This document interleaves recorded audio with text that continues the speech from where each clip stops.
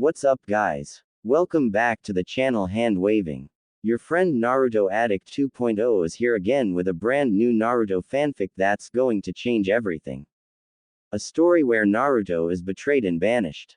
But destiny has bigger plans for him. From exile to emperor, this is the journey of power, strategy, and love. Today's fanfic is titled, What If Naruto Was Banished from Konoha and Rebuilt the Uzumaki Clan? Part 1. Hokage's Office, Konoha. 7 years before the current time. Sarutobi Hiruzen, the Sandaime Hokage of Konoha, had faced many challenges throughout his long life. He was no stranger to uncomfortable situations, not by a long shot, and the one he was currently in, while it didn't even come close to topping his list, could easily lead to a situation that would if he didn't handle it just right. What was this new challenge, you might ask? He was having a meeting with foreign delegates regarding terms of alliance between the two villages, with the bonds already existing between them having become incredibly strained. The future of both would be made or broken today, and he knew it very well. Do not mock our intelligence by playing dumb here, Sarutobi. We know there is at least one Uzumaki in this village. We may not be Konoha nin, but we have every right in the world to see this person, or these people if it's more than one Uzumaki, for ourselves. Do not make this more difficult than it needs to be. The leader of the group of foreign shinobi warned him. This person was a foreign liaison, a representative from one village to another on behalf of the village's leader, regardless of whether or not that leader was also a Kage. While they were in the other village, they were to be treated as if they were equals to the Kage themselves, even though they had no actual authority. I'm afraid you just proved yourself wrong. As you are not Konoha nin, and in fact are not even citizens of Konoha, you do not have no right force me to do anything that involves a citizen of my village. Sarutobi told this person and their advisors. No, but as Uzumaki we do have a right to freely interact with our kin. Or are you going to pretend that there are none in Konoha? What makes you so sure there are Uzumaki still alive in Konoha? Sarutobi asked. I won't confirm or deny it, but I do need to know what gives you reason to believe this. Simple. The person to the right of the main liaison answered. The Kyuubi attacked Konoha a few years ago. The fact that we're not standing in the ashes of its burnt ruins can only mean that it was successfully resealed and, considering the last two Jinchuriki were members of our clan, that means there has to be an Uzumaki around holding it. And there's no way you wouldn't know where such an Uzumaki is. Sarutobi closed his eyes for a moment. Alright, there's no way for me to argue that. Yes, there is an Uzumaki in Konoha. But they are a citizen of Konoha and are a part of Konoha. Therefore you have no jurisdiction over him. The person standing in the middle of the three ninja arched an eyebrow. You speak as if we came here solely for the purpose of taking this person away, whom I'm concluding is a boy by your use of the word, him. That threw off the seasoned ninja, but he was good at not showing it.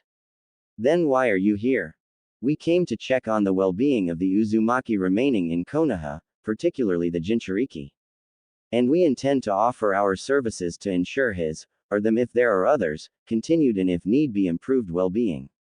If we are satisfied in how things are here, we will gladly allow your village to continue supporting our kin, but if we feel this village is endangering them, we will respond accordingly. Sarutobi raised an eyebrow. And that would entail. You don't want to know, old man. The person to the left of the head liaison answered. Looking at the three of them, Sarutobi knew that threat was far from hollow.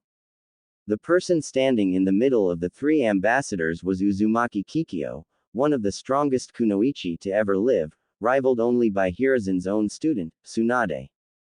From what he had heard, she was an expert in many shinobi skills but was most proficient in long-range attacks and was the epitome of the term, marksman. She was capable of killing off her opponents before they even knew she was nearby, most often with a Yumi bow she sported. Sarutobi had only seen her do it once and even now he still couldn't figure how she was able to do it. But her accuracy and range could not be matched by anyone, known as one-shot Kikyo, because one shot was all she needed to take your life. Her marksmanship was so great she could effortlessly kill a person from 5 miles away with one shot of her bow.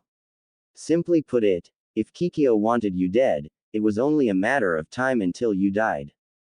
Appearance-wise, Kikyo was a 24-year-old red-haired woman who always looked and carried herself like a professional. She was wearing the standard Uzumaki armor of her village, which looked mostly like a plated apron for both front and back, with a red long-sleeve shirt underneath and dark blue pants, and a Yumi bow and quiver on her back. Her eyes were azure and her hair was almost as red as lava, cut in a Heim style with a low ponytail behind her.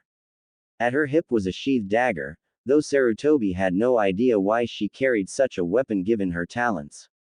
Standing to Kikyo's right was another girl, Uzumaki Mia. She was 19 years old with amber eyes and dull red hair tied at the end behind her shoulders with a gray hitai across her forehead. She was an expert swordswoman, and those that have seen her fight said she was so good they couldn't see her or her blade when she attacked even as she was cutting her opponents down. She had an inherent talent for spotting openings and finding the weak points of both weapons and people. People claimed it was downright impossible to fight her and not lose some blood from it. You'd have a better chance of successfully walking across burning coals than escaping a battle with Mia unscathed. To Kikyo's left was the one male of the group, Uzumaki Jun. He had blue eyes and vermilion shade of red hair, and he was the only person there Sarutobi was unfamiliar with. He wore an armored suit like the other two and carried a shakuho, as if trying to look like a monk. If that was his intention, however, it clearly wasn't working. Sarutobi has seen too many Uzumaki in his lifetime to believe one of them was incapable of kicking someone else's ass. I suppose I should tell you everything, seeing as how you're already on the verge of figuring it out yourselves. Sarutobi started. You are right about there being an Uzumaki in the village and about there being an Uzumaki Jinchuriki in the village. What you don't know is there's only one Uzumaki in the village and one alone. Are you telling us that Kushina-sama is dead? Jun asked. Sarutobi sadly nodded. Yeah, that was a grave lose for us all. Oh man, Rei is not going to like this bit of news at all. Mia said to her colleagues, who nodded in agreement. Mia, go find Rei. Knowing him, he's probably doing something incredibly stupid right now. Kikyo ordered. Mia nodded, then seemed to just disappear into thin air without using a shunshin. Kushina may be gone, but she died so her son would live. That is something to be respected. Sarutobi added. Her son? Kikyo asked, then smiled. Excellent. So appears there is a heir after all. Heir? You mean a clan heir? Sarutobi asked, wondering if they intended to pull leverage over him somehow. More than that, heir to all of Uzushio. Jun answered. Heir to an entire village. Sarutobi asked. How can that be? Hidden villages aren't run by monarchies. Yours isn't, ours is. Jun claimed. The way ours works is a bit different from normal monarchs. We have a leader who chooses an appropriate successor from direct family, and if no suitable candidates are available, more distant relatives are taken into consideration. So in that sense, we are a monarchy. But the ruling class must maintain their own training and missions as ninja just like everyone. They rule over warriors, and ninja trust their kage more than their daimyo, so our rulers must be kage more than anything else. But due to the troubles our village has faced in past decade or so, the ruling branch of the Uzumaki family has almost died off entirely. Kikyo interjected. If Kushina-sama has a living son, he is a legitimate heir to the kage throne. He must be taken to Uzushio. I'm afraid I cannot allow that. Sarutobi said, and saw both of them reach for their weapons. Would you care to hear why? Or would you rather just kill me? They stayed their hands. This better be good, old man. Jun said, just barely to avoid sounding threatening. Sarutobi folded his hands together. First, Kushina and her husband died to protect Konoha from the Kyuubi. To take away their son, the Jinchuriki who to this day still continues to protect the village in their stead, you make their sacrifice meaningless. If that is not enough for you, consider this. The balance of power between the 5 major countries is always delicate. Taking away Konoha's Jinchuriki removes a vital asset from that balance and leaves the lives of everyone in jeopardy. Not only that, but, Considering that you're trying to keep your reconstruction efforts secret to the rest of the villages, having a Jinchuriki appear right in the middle of your village would be like telling the world, including your enemies, that your village survived.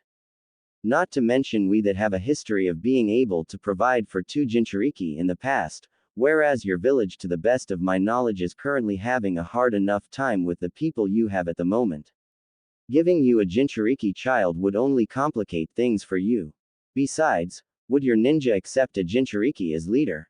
Would yours? Kikyo asked. Sarutobi did not know what to say. In argumentative terms, that was definitely a perfect counter. I'd like to believe someday it will be possible, but I cannot say for certain it will come anytime soon. I'm no prophet, you know. Sometimes you don't need to be. Kikyo stated. Meanwhile, coming out of the Konoha cemetery was a man wearing a hooded black coat with a large spiral on the back and the hood up, as well as black gloves and shinobi sandals.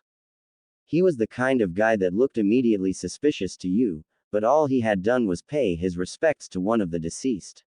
I wish I had been there, Nei-san. Maybe I couldn't have changed anything, but at least I could have made an attempt. But at least I can do something for your son, once I find him. He looked left and right, wondering where to go. I already checked out the Uzumaki buildings, but they were all abandoned. Where would her son live if not there? The black coating wearing individual put more thought into it. I should try searching the village while putting my admittedly limited sensory skills to good use. Who knows? I've gotten good at controlling myself while using that power, so maybe I could try using it to augment my sensory abilities. If I'm lucky, it might help me find him. With that decided, he jumped to get atop a nearby telephone pole, giving him a decent view of the village. This should do. He though before closing his eyes and opening up his chakra senses. In sensing, high altitudes helped expand the search area, but the downside was it was harder to sense in focus. Same principle as normal eyes trying to see from a distance. Fortunately, the target he was looking for didn't need to be in focus. I'm not sure if that's him, but it's definitely the most obvious chakra signature in town. That's a start, he said before jumping from pole to get closer to the chakra source. As he got closer, he could tell more and more about the chakra signature. He could sense that it was similar to what his sister's chakra signature had felt like. But, at the same time, it was different. Like a mix of her chakra signature and someone else's, like you'd find in someone who was a child of theirs. As he got closer and closer and could better sense it, he became more and more sure that it was the person he was looking for. That wasn't the only thing he could sense. Once he got close enough, he could tell that the chakra signature was in an erratic flux. Not like when someone was using their chakra. No, this was far different. It felt panicked. Like the person was scared. No, not scared. Terrified would be a better way to put it. He could only run faster at sensing that. After a bit he had to leave the poles and take to the rooftops instead to get closer. Once he did, he saw someone else take to the rooftops too, someone dressed like a ninja and carrying what looked and sounded like a protesting child in their arms. And if that wasn't bad enough on its own, the chakra signature he had been pursuing seemed to be coming off the child. The black-coated man narrowed his eyes at the ninja's retreating form as he pursued him. On no you don't. He held out his right hand, and from his palm emerged a small flame that spiraled out and grew before pulling back and forming a spinning loop rotating around his wrist. He pulled back his arm and then thrusted it forward as if throwing something. With that, the fire ring left his arm and sailed through the area like a frisbee at the ninja taking a child. The fire ring smashed into the nin's waist, burning him badly while seeming to even cut into him upon impact. Said impact forced the ninja to collapse on the roof of a building, allowed the hood-covered man a chance to catch up. When he got there, the kid was already on his feet and trying to get away, but not sure how to get away. You okay, kid? He asked, but the boy wouldn't respond. Hey, you okay? The boy turned to look at him, and his expression was frightened. Like he expected this guy to do something to him. The black-coated man's eyes widened at the sight of the boy's face as he began to take in the appearance of the frightened boy he'd just saved. The child was no older than 6, 7 at the absolute oldest, and that was assuming he was short for his age. He had blonde spiked hair with blue eyes and a set of obvious whisker marks on his cheeks. His clothes were brightly colored but faded and dirty with some patches, like they were hand-me-downs or ones he had kept for a long time, unable to replace. But what got him most was the shape of the boy's face. It was the exact same shape that his sister's was when she was the boy's age. If he'd had any doubts that this was the kid he was looking for, they were erased when he saw this. The black-coated man decided that removing his hood might make him look less intimidating to the poor boy. So, with this in mind, he reached a hand up and began to pull down his hood. "It's all right, kid," he said when his face was visible. He had a normal facial shape with emerald eyes and spiked hair just as the boy did. Only his hair was a little longer and more of a rusted scarlet color with some orange streaks to it. "I'm not here to hurt you. Why was that guy taking you anyway?" The child was still shaking. "I don't know. One minute I was just out walking when this big smelly man started chasing me with glass in his hands. He kept tripping for some reason, so I thought I lost him in an alley, but he caught up. This masked guy showed up and saved me, but before I could even thank him he grabbed me and said he was taking me away." Sounds rough. And not at all like something that should have happened. But you're safe now. The name's Uzumaki Ray. Got it memorized. What's yours? The boy's eyes widened. "You. Uzumaki. Yeah. Does it mean anything to you?" Ray asked. The blonde boy slowly nodded. "Yes, my name is Uzumaki Naruto. Why do you have my name?" "I assume the same reason you have my name. You're part of my clan." "Clan? What's a clan?" Naruto asked. "Okay. Even kids half his age know what clans are when they're in clans." Clearly someone's withholding information from him, and if he doesn't know that, what does he know? Ray asked. Ray just sighed and looked down before mumbling something, then looked up at Naruto. "Come on, kid. You and I have a lot to talk about." "Why you? You are not taking that boy anywhere." Ray looked to the ninja he had taken down, and this guy was back on his feet, albeit shaking while he stood. He pressed a button on a black panel on his belt, which made Ray raise an eyebrow. "Listen, buddy, there's nothing you can say to me to make me walk away from this boy. And if he is who I think he is, I won't have a problem killing you to make that happen. Got it? So do us both a favor and you be the one to walk away." The ninja, whom Ray noticed had an Anbu mask he did not recognize as being from the normal Anbu, shook his head. "I cannot do that. My superior had ordered that this boy be brought to him, and failure is not an option." Ray signed and shook his head. "Why do I always get stuck with the icky jobs?" Ray raised his arms to his sides as a burst of flame appeared in each hand. The bursts of flame soon spiraled out and reformed themselves into large and oddly shaped chakrams with flames around the spiked edges. The ninja, caught off guard by this, could only bring himself to stare at the weapons that quite literally formed out of nothing but fire. Ray began spinning one of them as fast as he could before letting it fly toward the nin. "Eat this," he said as he threw the first ring. The masked nin jumped and turned in the air to dodge the chakram that twisted itself in the air as well, like it was trying to reshape itself into another weapon. While the enemy was in the air and unable to react, Ray threw his second fire chakram. This one flew through the air vertically and hit the masked nin's abdomen, cutting right through it like a buzzsaw and cauterizing the wound perfectly. Both fire rings faded and the bisected nin collapsed, the top half on the roof and the bottom half over the edge. Someone from below screamed, not expecting a person's legs and to fall down by them like that. Ray stepped up to the downed ninja and leaned down to whisper. "That's what you get for trying to hurt my nephew." He said it too quietly for Naruto to hear it. Suddenly a large cluster of kunai-bearing exploding tags appeared out of nowhere, impaling themselves in the roof around the fallen nin but not hitting either him or Ray, as if they were supposed to miss. Not having time to think it over, Ray pulled back quickly and grabbed Naruto without a word, although the boy was clearly not fond of being taken again, then jumped to the next building just before it exploded. On the other rooftop he saw a group consisting of 6 ninja all wearing the same outfits and masks as the one he just killed, the only thing giving them any individuality appearance-wise being their own height and hair. And all of them looked ready to fight, as soon as he made a move. Well, this might actually pose a challenge for me, Ray said, setting Naruto down to free his hands. The young boy scurried away, but couldn't get too far without getting close to the others. Stay behind me, kid, he told the younger Uzumaki as he raised his arms to his sides again, his hands open and his palms facing outward, before reforming his flame chakrams. Why should I trust you? Naruto asked. It's either me or them, feel free to choose. The masked nin moved as one to ambush the two Uzumaki, forcing Naruto to decide by hiding behind Ray. The orange-streaked redhead held out his hands forward, turning his chakrams into a type of shield rather than weapon. He added a spiral of fire to them to give them more cover, so it looked like he was defending himself with his own clan symbol.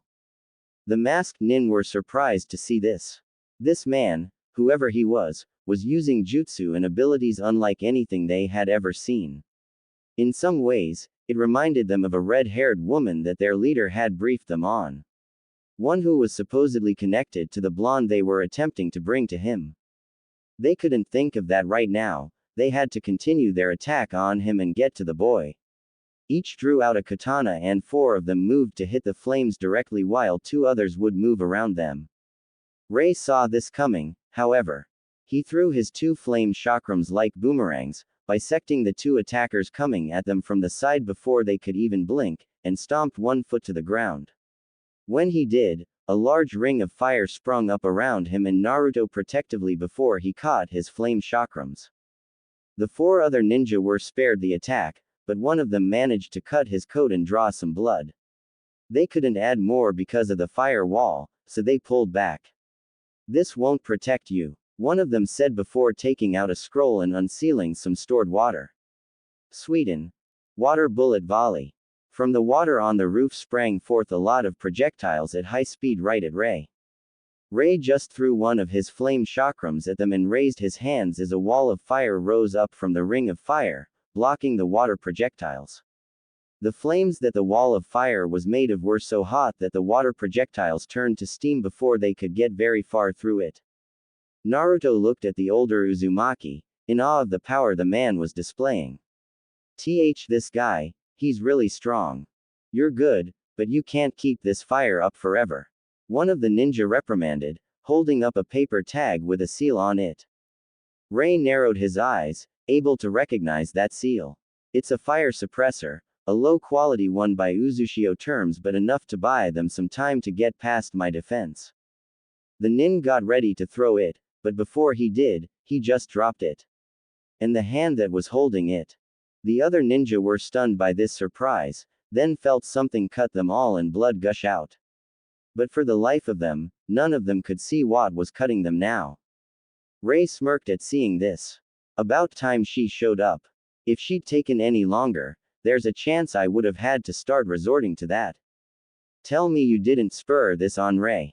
Again, the voice of Mia said to him, phasing out of invisibility among the downed masked men, holding her sword which was covered in dripping blood. Nope, not my fault this happened, Mia. Besides, their friend was trying to hurt a fellow Uzumaki. If I had started it, wouldn't you want me to instead? Mia sighed. You have a point there.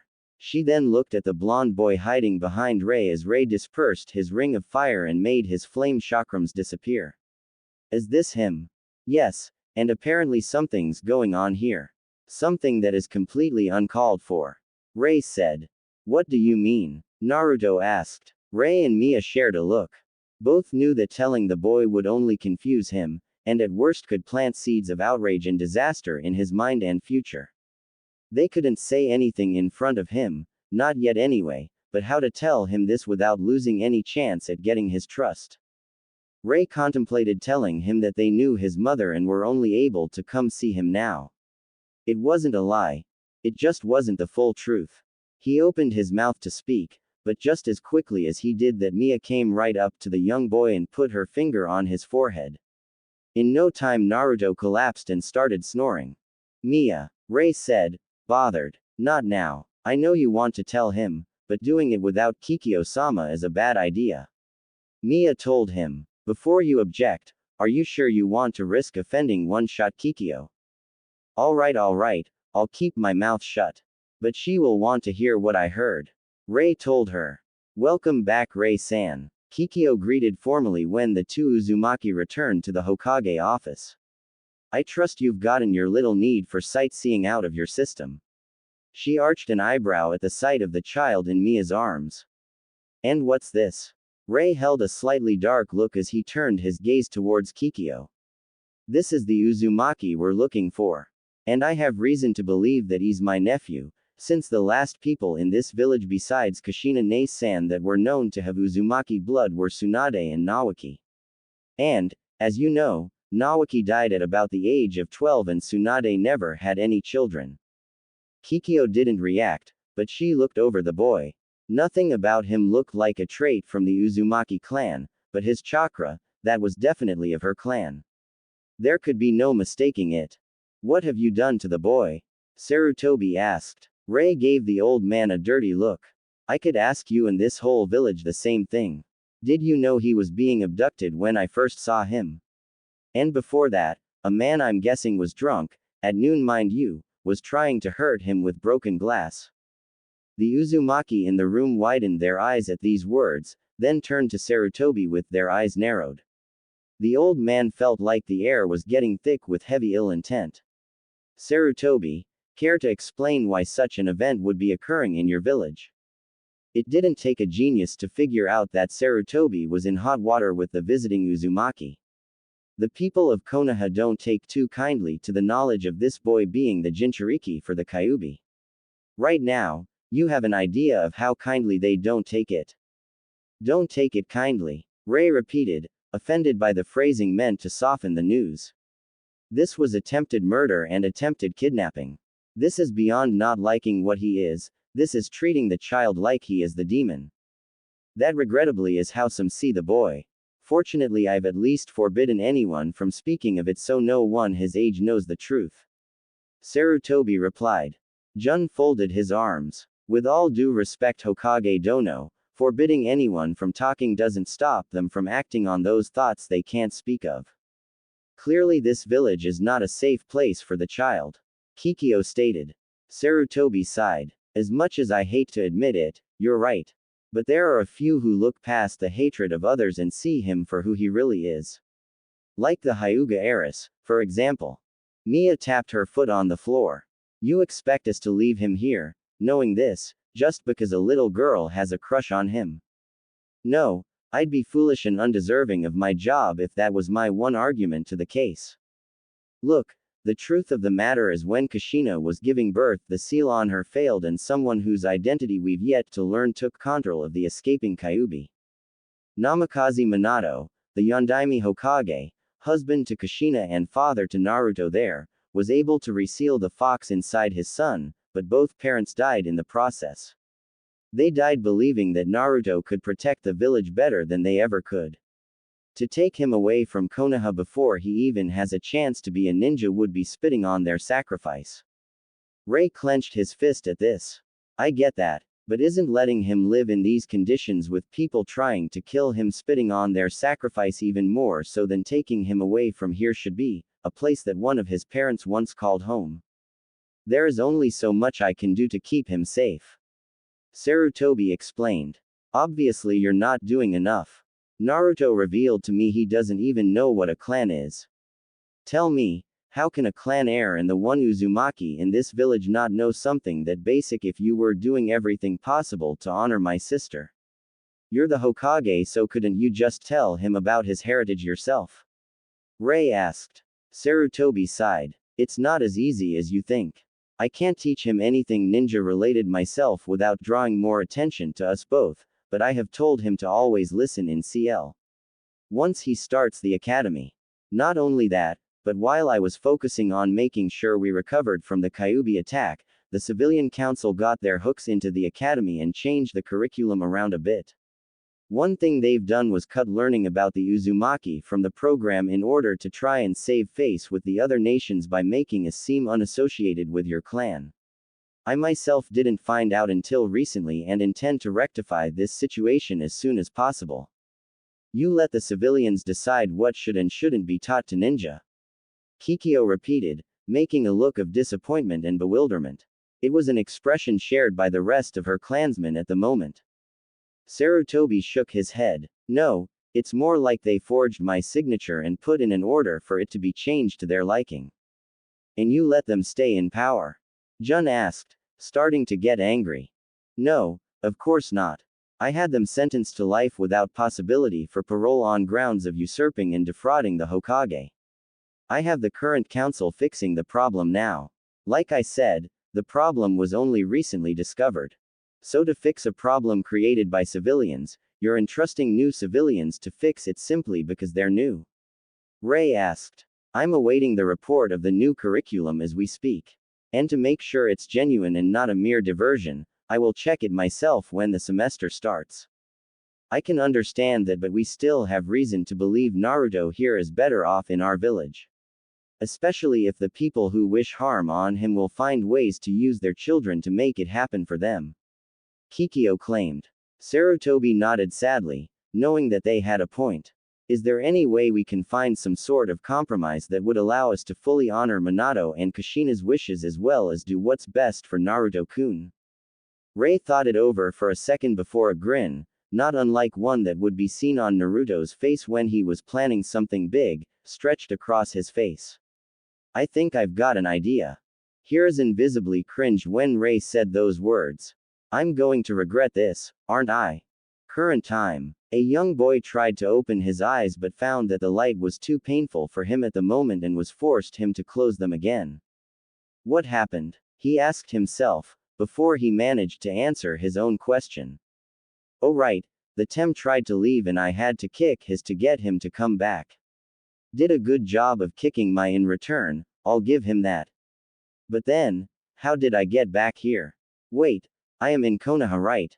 He asked himself as he struggled to open his eyes, and tried to figure out what was going on. The boy was none other than Uzumaki Naruto, genin of Konohagakure and Hokage hopeful, who was recovering from his latest mission.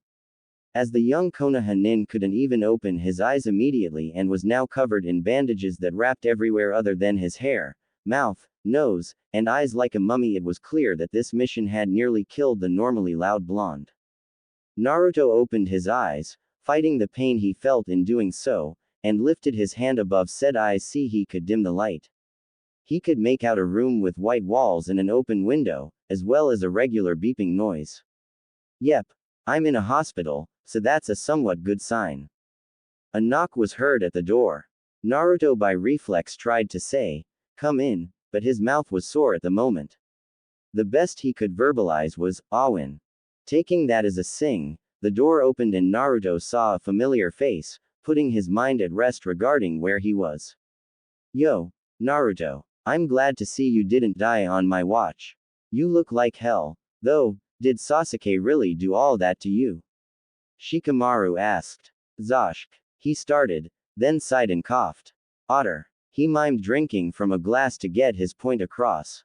Shikamaru sighed. Hold on, I'll go get some. Before Naruto could point out there was a sink nearby, Shikamaru had already left the room. Damn, guy's too lazy to listen to a guy who can barely speak. Naruto groaned before laying back down. But he did a good job leading this mission. He added, then grimaced. This mission? Why did it have to happen in the first place? What the hell was Sasuke thinking leaving Konoha? The guy's never wanted anything except killing his brother or having his family back, so I know he wants to get stronger. But why couldn't he just train to do that here? What could Orochimaru give him that Konoha couldn't? And what would have made it worth so much to Sasuke that he'd risk letting Orochimaru take over his body just to get whatever that snake was offering him? Naruto thought to himself as the blonde, going against his usual rash self, tried thinking to himself about what could have happened. For the life of him, Naruto couldn't understand what Sasuke had been thinking. So he tried going over what he did know. Sasuke had lost his entire family in one night to his brother and swore vengeance on said brother, which is why Sasuke trained himself to be better than 100% to get his revenge. He had been approached by Orochimaru in the Forest of Death during the Chunin exams, and was obviously approached by Orochimaru at least a couple of times after that encounter, both directly and indirectly, with the snake giving him an offer to come to him in exchange for more power. He had failed to kill Itachi the first time he actually saw his older brother. And then he had decided to take up Orochimaru's offer and abandon Konoha and his team, and suffer the legal ramifications of said decision. Naruto had encountered Itachi only once, and truth be told he could understand why Sasuke was so afraid of the guy that he'd make it a point to see him dead. Even if you ignored the fact that Uchiha Itachi was strong enough to kill his entire clan in one night, the guy had a way of making his opponent feel powerless. In fact, that might have been a big part of how he was able to kill so many in one night to begin with. But of course Naruto was still young and inexperienced by comparison, so that had to be considered. Anyway, Itachi was able to attack the mind, the body, the heart, even the spirit of his prey.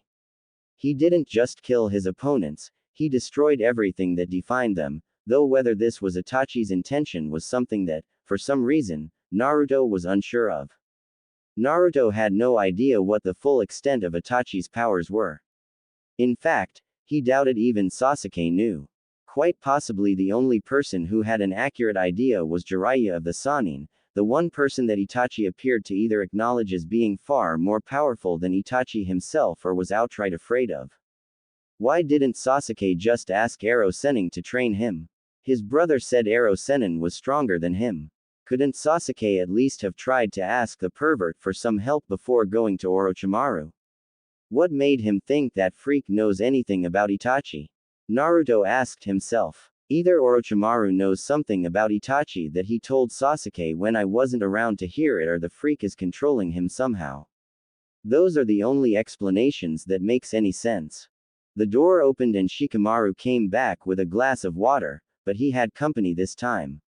Next to him was Hinata, who looked nervous but not surprised by how bandaged Naruto was, much to the blonde Genin's own surprise. Here you go, Shikamaru said, offering the glass. Naruto eagerly took it and guzzled it down. He coughed a bit when he stopped, but his throat felt better. Thanks, Shikamaru. Hey, looks like I can talk again. Naruto-kun, what happened to you? Hinata asked. Naruto sighed before he answered. I guess Sasuke didn't want to play nice. He said, then touched the spot where a Chidori had gone right through him. The fight got so out of control that he probably didn't even know what he was doing and tried to kill me. He nearly succeeded a couple of times, too. Shikamaru's eyes marginally widened to hear this, and Hinata looked like she was going to faint from the shock. But enough about me. What about the others in our team? What happened to Kiba, Choji, and Neji? And what of Sasuke? Did I manage to stop him or did he? Naruto asked before stopping, not wanting to even think of the alternative to that last question. It's a long story, Naruto. Shikamaru started, clearly uncomfortable with the current line of questioning. I'm not going anywhere, Naruto reminded the lazy boy. Shikamaru sighed. Fine, if you're going to make me say it, Choji and Neji are in critical care right now. Of all our fights, those two clearly got the worst of it. That said, there's no reason to believe that they're in danger of dying according to the medics. Tsunade-sama is a real drag to deal with sometimes, but I gotta hand it to her, she really pulled through with her medical expertise. If she hadn't, I'd be giving you the dates for Choji and Neji's funerals right now. As for the rest of us, Kiba and Akamaru are a little less injured than you are and are doing fine now. All I got out of this mission was a broken finger. He held up his hand to show this. Also Lee and some allies from Suna, Gaara and his two siblings, came along to help, and all of them seemed to be in good shape. As for Sasuke, he was brought back by your sensei, who brought you back at the same time. He's being treated, but not allowed visitors for the time. Bet Ino's finding that out right now. I bet Sakura-chan's finding it out too. Naruto noted, a bit bothered but not the least bit surprised that his pink-haired teammate would check up on Sasuke before him even if it wasn't allowed.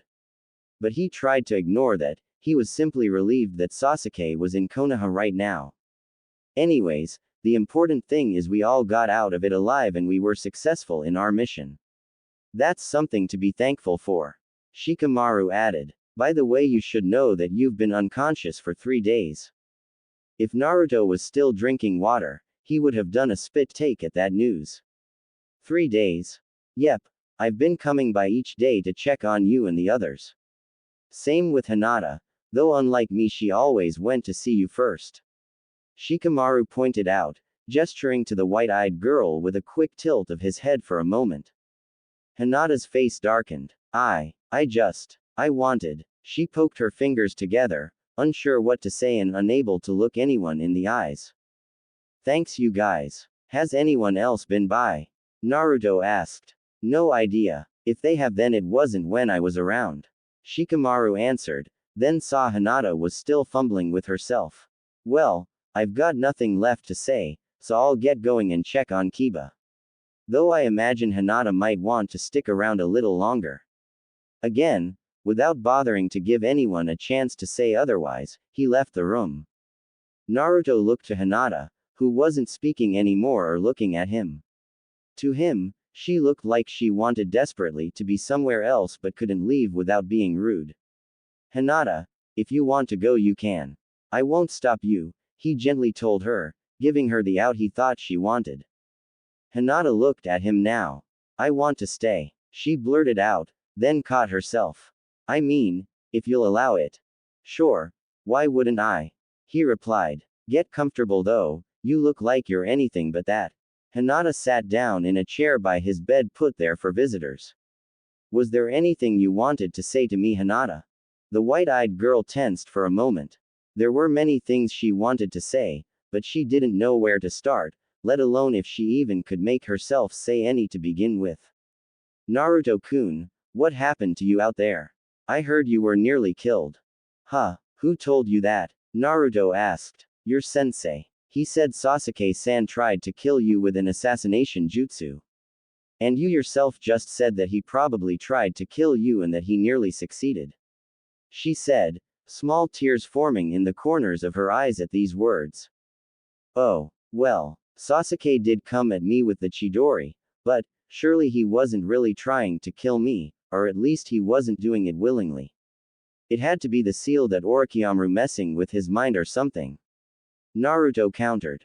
Hinata shook his head. Naruto-kun, your own teammate nearly destroyed your heart and probably demolished your lung and half your ribs. How can you possibly defend him? Because it had to be Orochimaru controlling him. It's not his fault. It can't be. Naruto said. Naruto-kun, I know about seals controlling people. Remember what Neji ni-san told you about my clan? Hinata asked. The caged bird seal doesn't control how the bearer thinks. It can be used to discourage certain lines of thought, but not automatically. For it to do anything, someone who knows how to use it has to enact it, and be in proximity to it. So for a seal to affect Sasuke-san, Orochimaru would have to actually be nearby and use it. And if that was the case, why would he let Kakashi-sensei to bring you both back? Well, he wasn't thinking right. I mean, he did get hit by a genjutsu from someone recently. Naruto pointed out, making sure to not completely point out that it was Itachi as that was another can of worms. That could have affected him. When was he hit? Hinata asked. Naruto thought it over.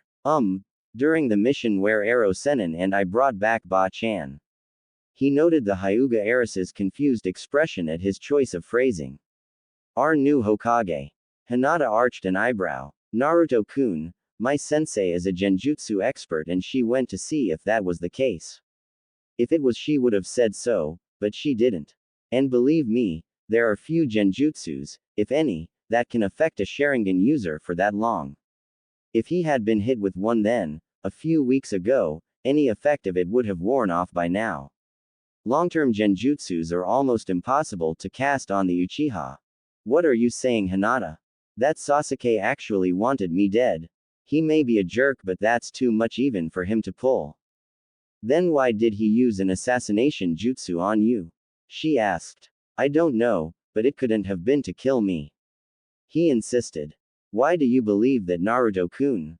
What am I supposed to believe, Hinata? That Sasuke, my own teammate, was actually trying to kill me of his own free will. That he was actually choosing to end our friendship.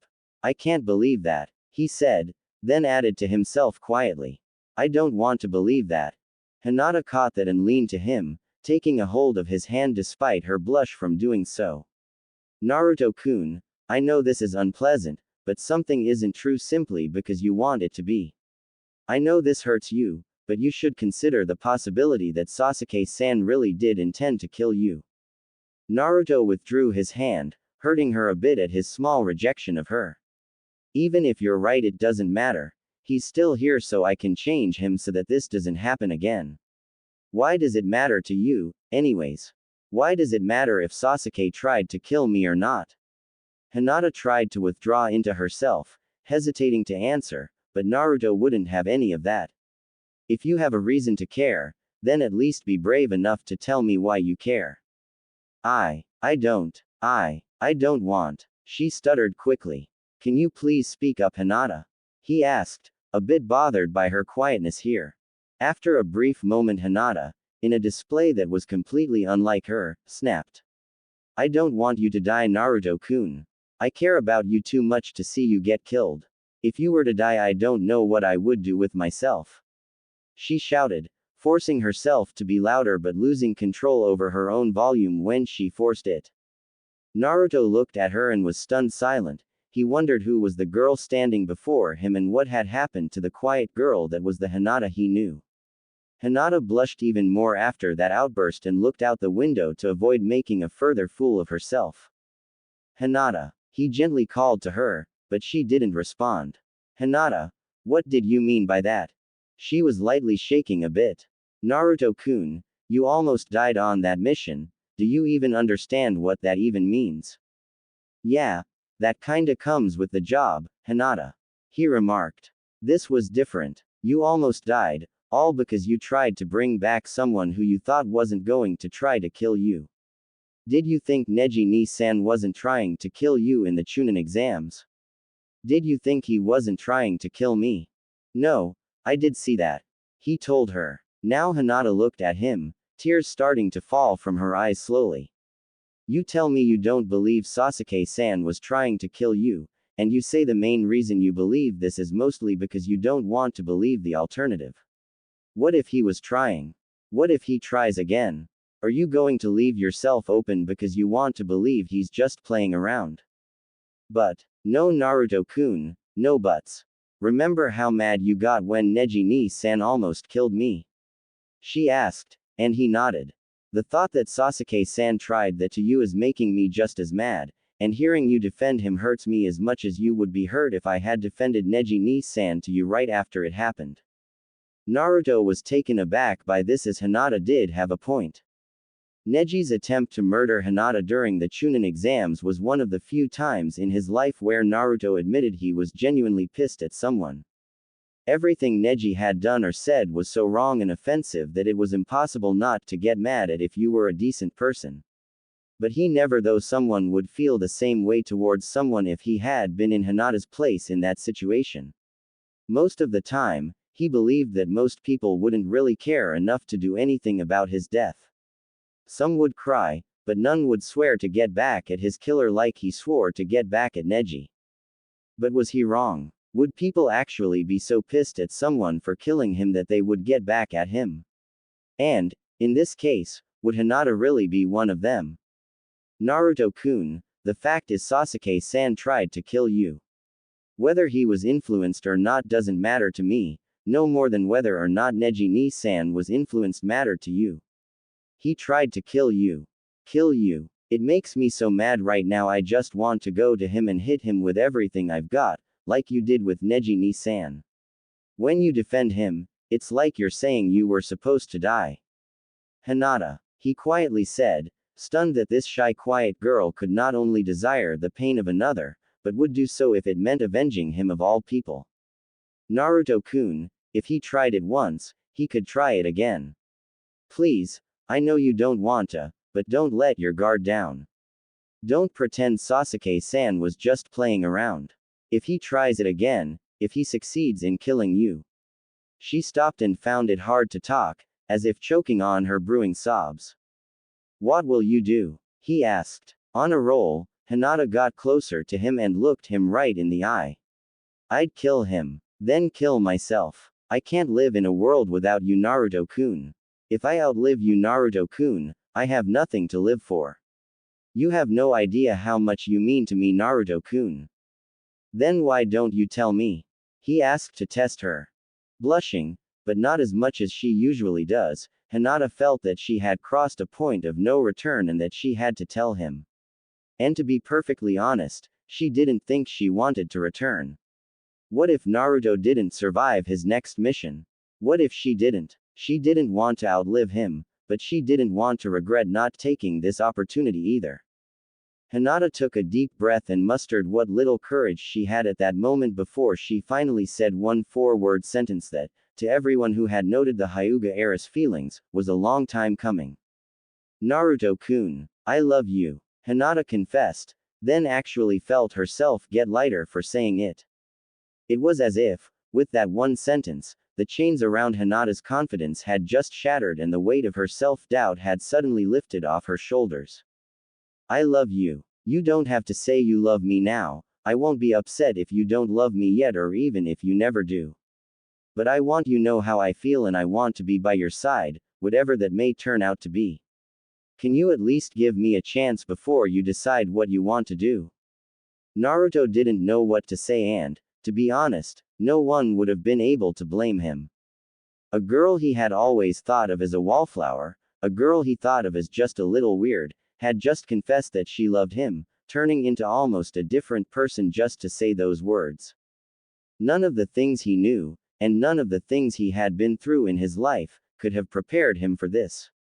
And if that wasn't strange enough, she was okay with him not returning the sentiment for the rest of their lives as long as he at least made an effort to learn about her before deciding what he wanted and thought about her. As of that moment, Naruto had a better chance of finishing the test of the first round of the Chunin exams and getting all of the questions right than knowing what to say to Hinata after this bombshell. All of a sudden there was another knock at the door, forcing the two to break eye contact, and allowing Naruto to actually begin to attempt to comprehend what Hinata had just told him, and look at who was now here. The door opened and in walked Kurenai. Hi you two. How are things? We're good, Kurenai-sensei. Hinata greeted. Yeah, we are. Naruto made himself say. What brings you here? Oh, nothing. I was just checking up on Kiba and Shikamaru told me Hinata was here, so I thought I'd see what was going on with you two. Nothing's going on, Naruto said, a bit too defensively. Kurenai arched an eyebrow at his way of saying it, and noted Hinata looked like she was hiding something. I guess she must have finally told him. Well, even if she did, it's between the two of them and not something I should get involved in. Since it looks like the boy wouldn't know what to do with her even if given an instruction manual. That said, that was something that Hinata needed to say and something Naruto had to learn, so it's definitely for the best for both of them, especially if those rumors I've heard recently are true. The Genjutsu master thought to herself before turning her attention to her student. Then come with me, Hinata. It's time for our team's lesson, or yours and Shino's, seeing as how Kiba won't be going anywhere for now. Unless you'd rather spend more time with Naruto here. This was one of the hardest decisions in Hinata's life.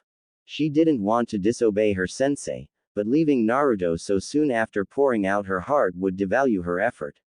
Yet if she stayed, how would she explain it to Kurenai without making her suspicious or maybe even upset? And if she stayed, that would amount to putting Naruto on the spot and making him feel like he had to give her an answer to something he didn't even know how to think about right now, much less what he would think of this revelation. Sensing her internal conflict, Naruto decided he needed to help her in some way. It's okay, Hinata. You told me you want to get stronger too, and this is part of it. Besides, it's not like you won't have any time to come back if you want to write. Hinata wasn't sure what to say, but she nodded. She knew he needed time to process the big revelation she had just given him, and she didn't want to come across as needy or fangirlish by making him feel like he had to respond on her terms. Alright, I'll be back later today, Naruto-kun. Hinata was led out of the room, giving the whiskered blonde one last hopeful glance before departing. However, Kurenai didn't leave when her student did. Naruto, I know that we've never really talked before, but there's something I wanted to tell you. She sighed for a brief moment. I know that it must have been hard having to treat your own teammate like a dangerous criminal, especially one who tried to kill you, but you still did the right thing, given what would have happened to your teammates if you had done nothing. Most bad things happen not because people are bad, but because good people don't know what the right thing to do is and make mistakes or do nothing at all. But here you did do the right thing, even if you may think you didn't. Kurenai-sensei, how do you know what the right thing is? He asked, and secretly he wasn't just asking about the mission. He was asking in terms of knowing what to do about Hinata. While she didn't say it explicitly, Kurenai clearly understood the other, more hidden, meaning behind that question. Most of the time you don't. The problem with doing the right thing is that it's easier to know what that is when you're not the one that has to do it. When you do have to do it, people tend to overthink it or can't choose between morals or personal gain. I believe that the best way to know what the right thing to do is to ask yourself what would you think is right if you weren't involved. If it had been someone else who had to bring back the Uchiha, what would you have told them to do that would have been any different than what you did do? Naruto didn't know what to say, but her point did make sense to him. I don't think it would have been different. That's the idea. Anytime you feel you don't know what the right thing to do is, just ask yourself what would you say if it was someone else's choice, then take your own advice. With that, the older Kunoichi left the room, and Naruto was still as confused as he was when this had started. But he felt like knowing what to do would come easier to him now. Council Chambers, Konoha. Meanwhile, as Naruto was dealing with the possible reality regarding Sasuke and the bombshell of Hinata's confession, another conversation was about to begin. This conversation, unbeknownst to the young Jinchuriki, was to be the first in a quickly succession of events would drastically change his life forever and was being held in the chambers of the ruling body of Konoha. Gathered in these chambers, which was one of the most secure rooms in all of Konoha, was the collective governing body of the village. This collective body consisted of four major components. First there was the Hokage, the true ruler of Konoha and everyone in it. The Hokage had more power than anyone and was the only actual authority over things that affected the overall village. In essence, the other three bodies existed to ensure that the Hokage either did not abuse this power, use it uninformed, or was left in a position where they couldn't use it. Currently this position was held by the Godime Hokage, a woman named Tsunade, a descendant of both the Senju and Uzumaki clans who, alongside both Jiraiya and Orochimaru, was part of a legendary trio of shinobi known as the Sannin. Then there were the Elder Advisors, the smallest and probably least important body there was. The position was given mainly as a way to honor the few shinobi that were able to reach old age, who were respected for their achievement, and because their experience was invaluable in many situations. In other situations, however, the advice of the elders was dated and obsolete in the mostly youth-oriented ninja world. The times were always changing, as well as the people and things within said times, so they were rarely the first group approached for viewpoints. Currently this position was held by Mitokata Homura and Udatane Kaharu, the teammates of the late Sarutobi Hiruzen. Next up, there was the Shinobi Council, which consisted of the heads of the clans of Konoha, the director of the Anbu division, and a couple of other high-ranking members within the ranks Konoha Shinobi. Their job was to both oversee the clans, the Anbu Black Ops division, and the rest of the Konoha Nins to ensure there were no issues within their ranks that could pose a possible threat to the village, and ensure that the laws of Konoha were upheld. Some notable members were Hyuga Hiyashi, Nara Shikaku, and Shimura Danzo, who was currently filling in for the Uchiha despite not being a member of the clan himself, never mind the fact that there wasn't an Uchiha clan to begin, as there was only one, very problematic Uchiha left in Konoha. And finally there was the Civilian Council, the one group that had the least power in the village among the three representative bodies of the council, barely a step above the elder advisors in terms of actual power. Konoha was a village that both housed and was the center of the host country's military like the other hidden villages, with the host country being the land of fire in this case, and was sort of like a gigantic barracks, and that's the central role. Despite this, however, Konoha was still a village and had all the responsibilities and concerns of one insofar as the civilians, who provided many important or desirable services for the shinobi and others, were concerned. As the shinobi were often too busy dealing with missions and legal issues to oversee the overall maintenance of the village itself, it was the job of the civilian council to keep an eye on the well-being of Konoha's utilities and the non-ninja economics. Tsunade, seated in the Hokage chair of the room, looked around the room before calling the meeting to order. Everyone, now that the members of the Sasuke retrieval team are now in stable condition, meaning that I have some time to be away from the hospital, I feel it is time to inform you on what has recently happened. As you all know, Uchiha Sasuke defected the village to join Orochimaru and his village, Otogakure. The team sent out to bring him back before he could reach Otogakure was successful, with Sasuke being detained for the time being.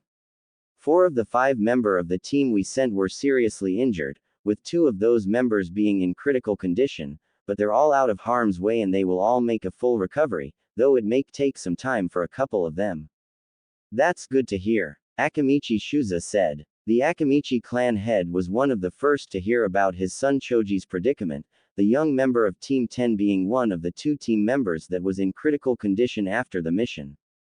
Right now Sasuke is also undergoing treatment in the prison wing of the hospital, having been injured after he forced one of the members of the team to use force to stop his attempt to defect. I have granted visitation right to the members of his team, but only if they follow proper channels first. The others involved in the mission have not been placed under any restrictions beyond that the hospital itself places on its patients. For the time being, however, I must insist that you avoid making unauthorized visits to Uzumaki Naruto until he's released. May we ask why? Hiyashi asked. I mean, it's not I'm saying that any of us here were planning to visit the boy, but that's a bit uncalled for. This is mostly a safety precaution, and something for you to tell those under your care on my behalf. The reason for this is that Naruto took on a lot of injuries in his effort to subdue Sasuke. Precautions must be made to ensure that the seal has not been damaged from Sasuke's actions. Are we in danger of the fox being released? A concerned civilian asked. When Sarutobi was put back into power, a couple of civilian council members took the opportunity to try and seize more power in the village and to unleash more torment upon a young Naruto whose life they had already made a lonely hell. They had attempted to destroy certain information from the village archives, attempted to change the academy curriculum to be more civilian-friendly, and of course some of the civilians attempted to spur on propaganda against Naruto when he was helpless despite the 4th Hokage's wishes. Thankfully Sarutobi and the ninja, with the higher-ups not having the blind hatred towards Naruto that the civilians and some of those within their ranks had, though some clan heads were annoyed by Naruto's pranks whenever he happened to be directed those pranks towards their clan, had been able to catch these civilians before they could achieve their goals and make an example of them. The civilians now knew better than to push their luck in the presence of people trained to fight others and who pushed their luck all the time and were able to do it better than the civilians ever could. But this didn't necessarily mean they liked Naruto. No, they were just better at holding their tongues regarding the subject of him. Tsunade sighed before answering the civilian's question. If that were the issue, I think the Kyuubi would have broken out by now. Tsunade told them. This is more a precaution so an actual seal expert can make that call for us and determine any effects it could have on Naruto himself. Also, this brings me to something that I'm hesitant to present, but must do. This got everyone's attention. Tsunade wasn't the kind of person to hesitate in speaking her mind.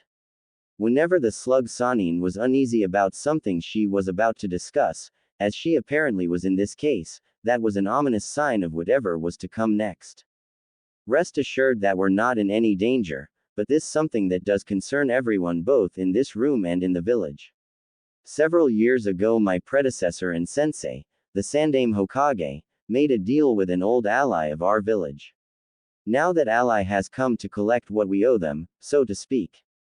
Tsunade started. It's a bit difficult for me to explain this on my own, so I'll let the people in question explain why they're here on their own behalf. The door opened and in walked 4 people. They were none other than the same 4 Uzumaki who met with Sarutobi 7 years ago, looking completely unchanged by the time that had passed since that first meeting, led by the feared one-shot Kikyo just like they were back then. The 4 were acting professionally, but it was clear to the member of the council that we're not here for friendly chit-chat. Everyone, I present to your representatives of our allied village, Uzushiogakure. And, to be more specific, the representatives of the Uzumaki clan as well. Tsunade told everyone. Wait, Uzumaki clan? Inazuka Sume asked. I thought they were all wiped out. Indeed. And I thought the same for the entirety of Uzushio. Aburame Shibi added. If this was not the case, then why were we misinformed? Because we wanted everyone to believe we were destroyed beyond those who needed to know otherwise. And since we're ninja, we acted accordingly.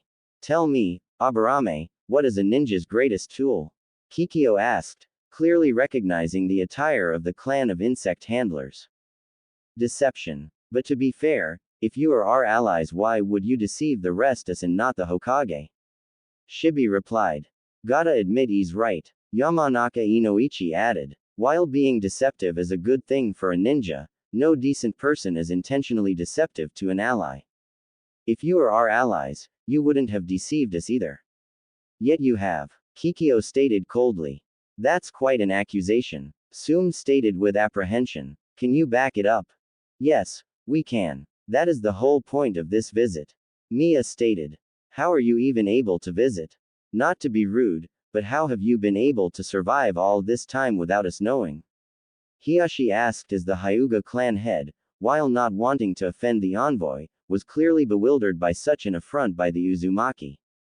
Hiyashi suddenly realized something as he turned to look at Tsunade. For that matter, how long have you known about them, Hokage-sama?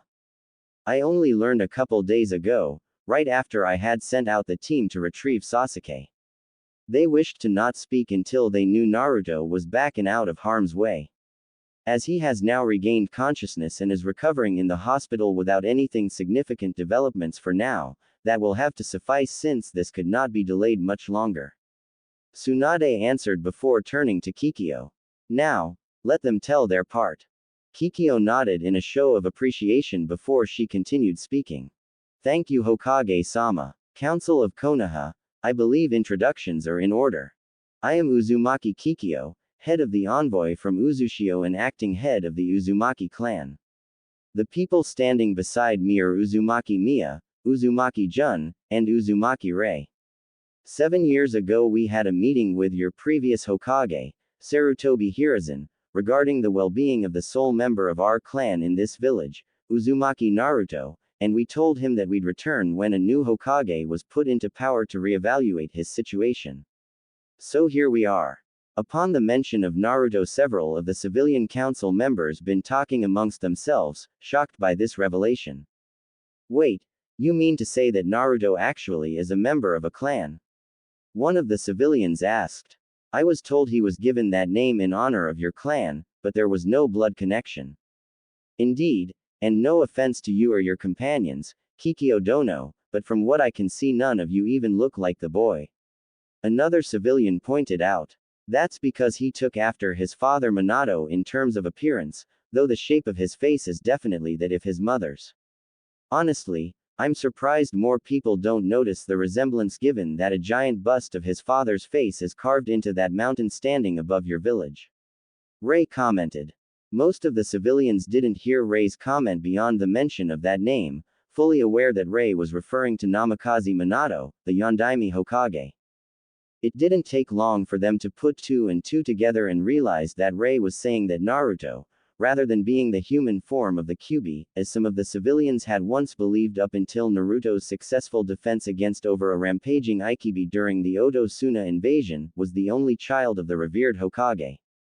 Most of the civilians, too stunned to even respond, turned to look questioningly at Tsunade, who nodded in confirmation to Rei's claim. As the realization sunk in, for most of the civilians, that they had been making the life of Minato's own son a living hell for over a decade, the shinobi, who were already aware of the truth, and those civilians who were able to snap out of their shock continued questioning the Uzumaki, Uzushio envoy. While I will confirm Rei Dono's claim, how is it that you know the identities of his parents? Nara Shikaku asked. Are we not entitled to know the parents of our own kin? Kikyo asked in a challenging manner. How did you find out? Shibi asked. His mother is my sister. Rei pointed out. Did you really think she wouldn't tell us that she was with child? To be frank, we didn't think she had any family outside of Konoha back then, much less now. Inoichi responded. So where were you all this time if not here? If Naruto is of your clan, I would have imagined that you would want to see him more frequently. When Uzushio was attacked and overpowered, we left our enemies unaware of the fact that we were warned of the impending attack beforehand and that most of the people of Uzushio, our clan included, had already evacuated to secret, panic centers, that we built throughout the Land of Fire and the many small islands surrounding the Land of Whirlpools. We stayed in those bunkers until the heat had died down, then went back to Uzushio, or what was left of it by then. Coming to Konoha would have been too obvious and would have destroyed any chance we had to rebuild our village, Kikyo explained. So you were playing dead, so to speak? A civilian asked. Yes, we were. And we've been rebuilding our village since that time. We had to do it in secret, however, so that the people who attacked us would not know of it lest they try to finish what they had started. Jun added. Kikyo cleared her throat. Anyway, that is not the issue.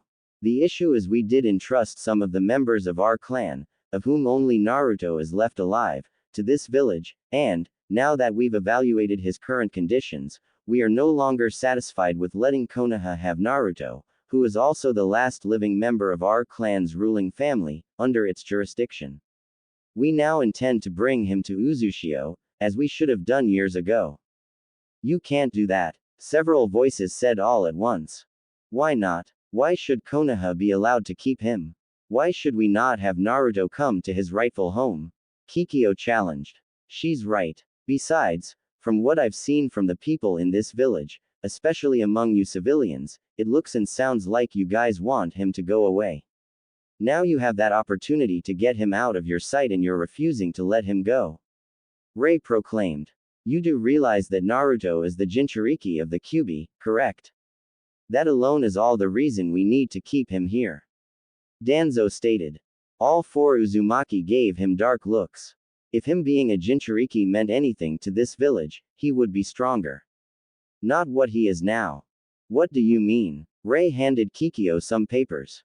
For starters, it says here that Naruto failed the academy graduation test 3 times, which is in this village the legal maximum. But if this was truly normal, then Naruto would be no less than 2 years older than the genin he is partnered with. Yet it's confirmed he's younger than them both, same with others dubbed the Rookie 12 by those that know the genin. How is this a sign of ill treatment? Sum asked. Simple. The mere fact that Naruto took the graduation exam more than once yet is still the same general age as those that were in the same class he did graduate in proves one thing. Someone allowed Naruto to take the graduation test early, and more than once. This wouldn't be a problem if Naruto was an exceptional student, but that was not the case. And I doubt any teacher would let him take it if he just asked without allowing others in the class the same offer, which I have reports saying did not happen. Logically, the only explanation is that someone in the academy was trying to get him expelled from the system permanently and make it be Naruto's own fault. No one could argue that point. With Mizuki's actions known to them all, it wasn't hard to imagine others in the academy, minus Iruka given his bond with Naruto, had tried their own methods to sabotage Naruto. Besides, once it was actually said, it was hard to imagine Naruto being allowed to take the test more than once when he was the same age as the other rookies. If it had been truly fair, he'd have to be older than Neji. While a good point, this is hardly proof of mistreatment. Koharu stated. Kikyo leafed through the papers. Kept away from Uzumaki property and forced to live in a substandard apartment. Put on a team based purely on grades rather than talents or potential. With a sensei known to be late to everything and two teammates who have little to no concern about his well-being. Kept ignorant of clan heritage and identity of parents. Not allowed in several public establishments under pretense of managers' rights to refuse service up until the time of the last Chunin exams, which he was allowed to participate in after only one true mission which he was ill prepared for and without training that went beyond tree walking, and his legal godfather hasn't even bothered to see him until a month ago, and who is currently keeping the fact he is Naruto's godfather a secret from him. I could go on until the next 3 counting the list of examples if you insist. We admit that he has not gotten the most preferential treatment, but you cannot ignore the fact he is a Jinchuriki. Homura claimed. If we were to treat him better than anyone else, it might go to his head. Why didn't you consider that when you treated Sasuke better than anyone else? Rei asked. Pardon, Homura asked. When you think about it, Sasuke's treatment is the exact opposite of what Kikyo said about Naruto.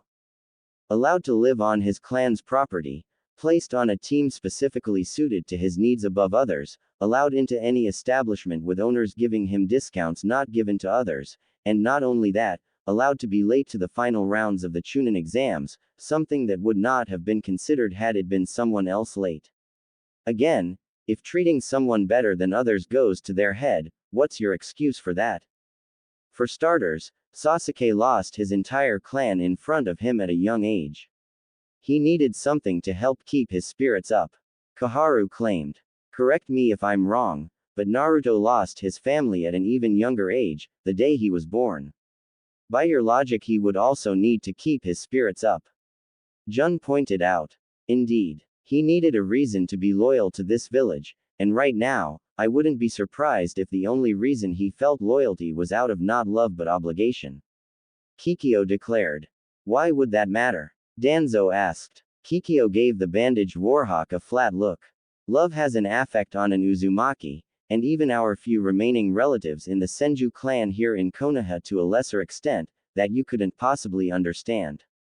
An Uzumaki motivated by love is on par with an Uchiha motivated by grief, while the effect that grief would has on us would be no different from a normal person. If Sasuke was anything to go by, that was quite a comparison. That does not matter, for he loves the village. Danzo reminded them. Does he? Does he really? Mia asked. Of course, he goes on and on about how he wants to become Hokage someday. Koharu said, and everyone in the room nodded. That must mean he loves the village. That only means he wants to be in charge. It does not mean he loves Konoha. Mia clarified. Who would want to be in charge of a village they didn't love? Shikaku asked. Someone who doesn't know what he's fighting for. Tell me, if Naruto knew what you were keeping from him, would he still have faith in this village? Kikyo asked. He will learn when he is ready. Danzo told them. And when is that? Excuse me, when will he be ready? Kikyo repeated. What standard must he meet before no more secrets will be kept from him? With all due respect, and while I don't want to sound like I agree with Danzo, that is Konoha business. Tsunade told the redhead woman, with her open attack on Danzo going relatively unnoticed by the council, as she would say something along similar lines at every meeting. Very well, but we are still adamant in our claim. We have decided that it is time for Uzumaki Naruto to come to Uzushio and be placed under our care, and we are here to take him to Uzushio as per the first condition of our agreement with the Sandaime Hokage. You can make this much easier on yourselves by not interfering with this. Well, you came here for nothing, for you can't have him. Danzo interjected. Kikyo gave him another flat look. Perhaps your ears are as damaged as the right side of your entire body. I did not say we are here to negotiate terms like we did, against our better judgment, the last time we came here. We will not compromise this time around. We are taking him with us like we should have done that day, whether or not you give us your approval. What kind of nonsense is this? One of the civilians said loudly. You say that we've not taken proper care of Uzumaki Naruto, but, despite knowing of the boy for about 7 years up to this point, you have done absolutely nothing for him in that time. And you think you can just up and take him from this village just because you share the same name. You want the boy to trust you, but yet you keep holding things over his head like it's leverage. That is bound to backfire someday. Not like it matters, as this is Naruto's last day as a shinobi of Konoha. That is our final word on this matter as Uzumaki, Naruto's fellow clansman. No ifs, ands, or buts. Kikyo remarked. And what makes you think you can do more for him than Konoha can and has? Hiyashi questioned, the Hyuga clan head being among those trying to defuse the heated standoff but not wanting to give in to the envoy's demands, as he and the other shinobi saw them. There is a reason our clan is feared by our enemies. With us, he will be in no different of a situation than the one he's in now in that regard, and at least we can raise him the way Kushina and her husband would have wanted. Mia answered. Being feared is not necessarily a good thing. Tsunade pointed out. Only if that fear comes back to haunt you, something that will not happen to him in Uzushio. Do you have reason to believe that he won't be better off with us? Kikyo countered. That is a moot point. Naruto belongs here in Konoha. This is his home, everyone he knows and cares about is here, and it was his father's wish that he protect Konoha. Tsunade told them, trying to think of Naruto's best interests instead of just playing a game of tug of war with another village and him as the rope. Before this conversation escalates into anything worse than that, I think I know how this can be settled in a very easy way. Mia spoke up, causing everyone in the room listen in. Let's have Naruto himself decide what he wants, after he's heard what both villages can offer. The council discussed this suggestion amongst themselves while Shizune, Tsunade's assistant who was watching the proceedings by her master's side, approached her longtime master. I think maybe we should follow Miyadono's advice. If anything, he should be the one to decide what he's going to do, and it's unlikely he'll choose to leave anyway. Shizune suggested, to which Tsunade sighed. Very well, then. We'll let Naruto be the one who makes the final decision. Tsunade declared, even as she got the sinking feeling that this was not going to end well. Konoha Hospital, Konoha. Current time. While people had been talking about Naruto, when evening came he got another visitor. His teammate Sakura walked in, making him smile. Hi Sakura-chan. The pinkett failed to return the expression. Instead, her face was contorted into one of shock and fear. She looked at Naruto as if he was somehow Gaara instead. Naruto, what happened to you? Who did this to you? Oh, this is nothing to worry about. Sakura frowned. Then why are you in a hospital? No idea, I woke up here. But I'm fine, he insisted. Naturally, Sakura was not convinced. Naruto, who hurt you? Sakura pressed. A little bit of this came from Orochimaru's goons, but it was mainly Sasuke when I had to fight him. He carefully admitted, knowing that saying stuff about Sasuke around her was like walking into a minefield. Sakura gasped and covered her mouth. He did this to you? She asked in disbelief. When she asked Naruto to bring Sasuke back, she knew a fight was inevitable and it might go badly, but thinking about it and actually hearing it that happened are two different things, especially when the results were even worse than she had imagined. But why would he do that? I'm not sure, but if you ask Hinata, she would say that he was really trying to kill me. Naruto told her. She said that? Sakura asked. Naruto nodded. Yeah, look, I don't want to believe that Sasuke would really go that far just as much as you, Sakura-chan, but after what Hinata said to me, what if she's right? What if Sasuke really was trying to kill me? I don't know, but I'm going to ask him myself later. Sakura said firmly, with a look that said for once she wasn't going to listen with her fangirl filter on. After a moment her face softened and she looked at Naruto with what he could only assume was regret. I'm sorry I made you go through all that, Naruto. Hey, don't blame yourself for this. He said. It wasn't like the mission came from you, it was Ba-chan's orders. Besides, I would have brought him back even if you didn't ask me to do it. Remember what Kakashi-sensei said about abandoning friends? Sakura nodded. Yeah, but I think Sasuke-kun might need a reminder. Anyway, irregardless of what Sasuke was trying to do, when I'm out of here I'll make sure it never happens again. Believe it. Sakura smiled and chuckled, for once comforted by his irritating catchphrase. Thank you, Naruto. She then turned away. Where you going? He asked. Sakura turned only halfway back to him, allowing him to only see half of her face. To give a reminder. Hospital hallway, Konoha. Moments later, her training done, Hinata was on her way back to her favorite blonde. He's bound to still be confused on what to think regarding me. I need to help him, and I can do that by spending time with him and letting him get to know the real me more. Then, maybe he will like me more than Sakura. Even if he still likes her, though, I won't leave his side, no matter what. And speaking of the devil, Hinata actually saw Sakura walking down the hall towards her, making both girls stop and look at each other for a brief moment before walking up to each other. Hi Hinata, let me guess, you're here for Naruto. Yes, and you're here for Sasuke-san? Hinata asked with a noticeable frown. Sakura raised an eyebrow, since this was rather strange for the Hyuga heiress. Yes, she answered awkwardly, as if not sure she should have said that, as she realized something was definitely different about Hinata. Figures as much. Bet you haven't even thought of seeing Naruto-kun yet. Hinata accused. Sakura frowned. I have so. In fact, I was just there talking to him. Ask him yourself if you don't believe me. Believe me, I will. Hinata said, only to see Sakura grin. What's so funny? Nothing really, but hearing you say, believe me, really reminded me of Naruto right then. And I'm impressed you're finally showing a little backbone regarding fighting for your man. Good for you Hinata. Apparently Sakura was very quick to accept and adapt to Hinata's change in personality. Well, someone should let Naruto-kun know how important he is. Hinata added, trying to sound modest. Important in general, or important to you? Sakura asked curiously. Hinata fidgeted a bit.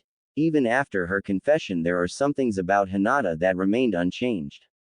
More the last one if I had to answer it. I take that means you finally confessed to him. Well, I'm happy for you. Did he say yes? Are you two a couple now? Sakura asked, a bit excited by the idea that a new couple might be forming here. Hinata frowned. Why? Excited to think he won't get in the way of you and Sasuke-san now. Sakura jerked back while frantically waving her hands nervously. What? No. Honestly, that didn't even cross my mind. Seriously Hinata, can't I honestly be happy for you? You never cared about it before. Why now? Sakura, having stopped her frantic waving, put her hands on her hips. You might find this hard to believe Hinata, but personally, I always hoped you would find the courage in you to stand up for Naruto and make your claim. Seriously, I'm happy for you that now you can, and if he said yes, then I'm even happier for you. This has nothing to do with me, so I'm not making it about me. Good. So, don't keep me in suspense. Did you really tell him? What did he say? Sakura repeated. I told him everything, I held nothing back. And it actually felt good now that I finally did it. As for Naruto-kun, he's confused, but I expected him to be. So I didn't tell him he had to give me an answer right away. That was probably the smartest thing you could have done there. Sakura mused. In hindsight, maybe I should have done the same with Sasuke-kun. It's a shame everyone was so competitive with him that it was kind of hard not trying to grab him first and right away. She then shrugged. Oh well, I need to go see him about something, so I won't keep you from your man Hinata. You're going to see Sasuke-san? Hinata asked, an almost imperceptible frown on her face. I think I'd like to go with you. Sakura sure did not see that coming. Huh, you do? But why? I have a few things I want to say to him. Things Naruto-kun won't say. Considering how banged up Naruto looked, and how Sasuke-kun is the one responsible for it, I can't honestly fault her for sticking up for her crush. The Pinkett told herself. Though this is a side to Hinata that I've never seen before. How do I know she's not going to try and actually hurt Sasuke-kun? I'll see if I can let you come with me, but if you can, understand that I won't hesitate to stop you if you try to hurt Sasuke-kun. Sakura said, thinking this was the best way to get her answer. Hinata nodded in understanding, and the two girls proceeded to a different section of the hospital. By the way Hinata, if you don't mind my asking, What made you decide now was the time to make your stand for Naruto? He almost died this time, Hinata said, sounding like she was about to cry a bit. Sakura put a hand on her shoulder in an attempt to console her.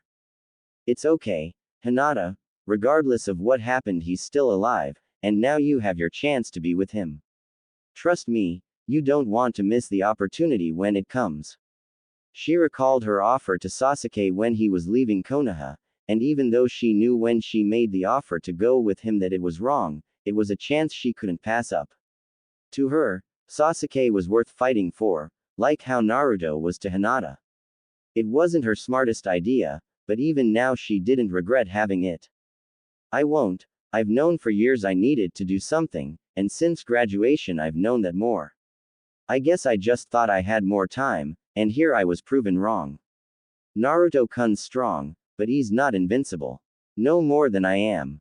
I can't wait to become brave enough to be with him, seeing that he needs someone now.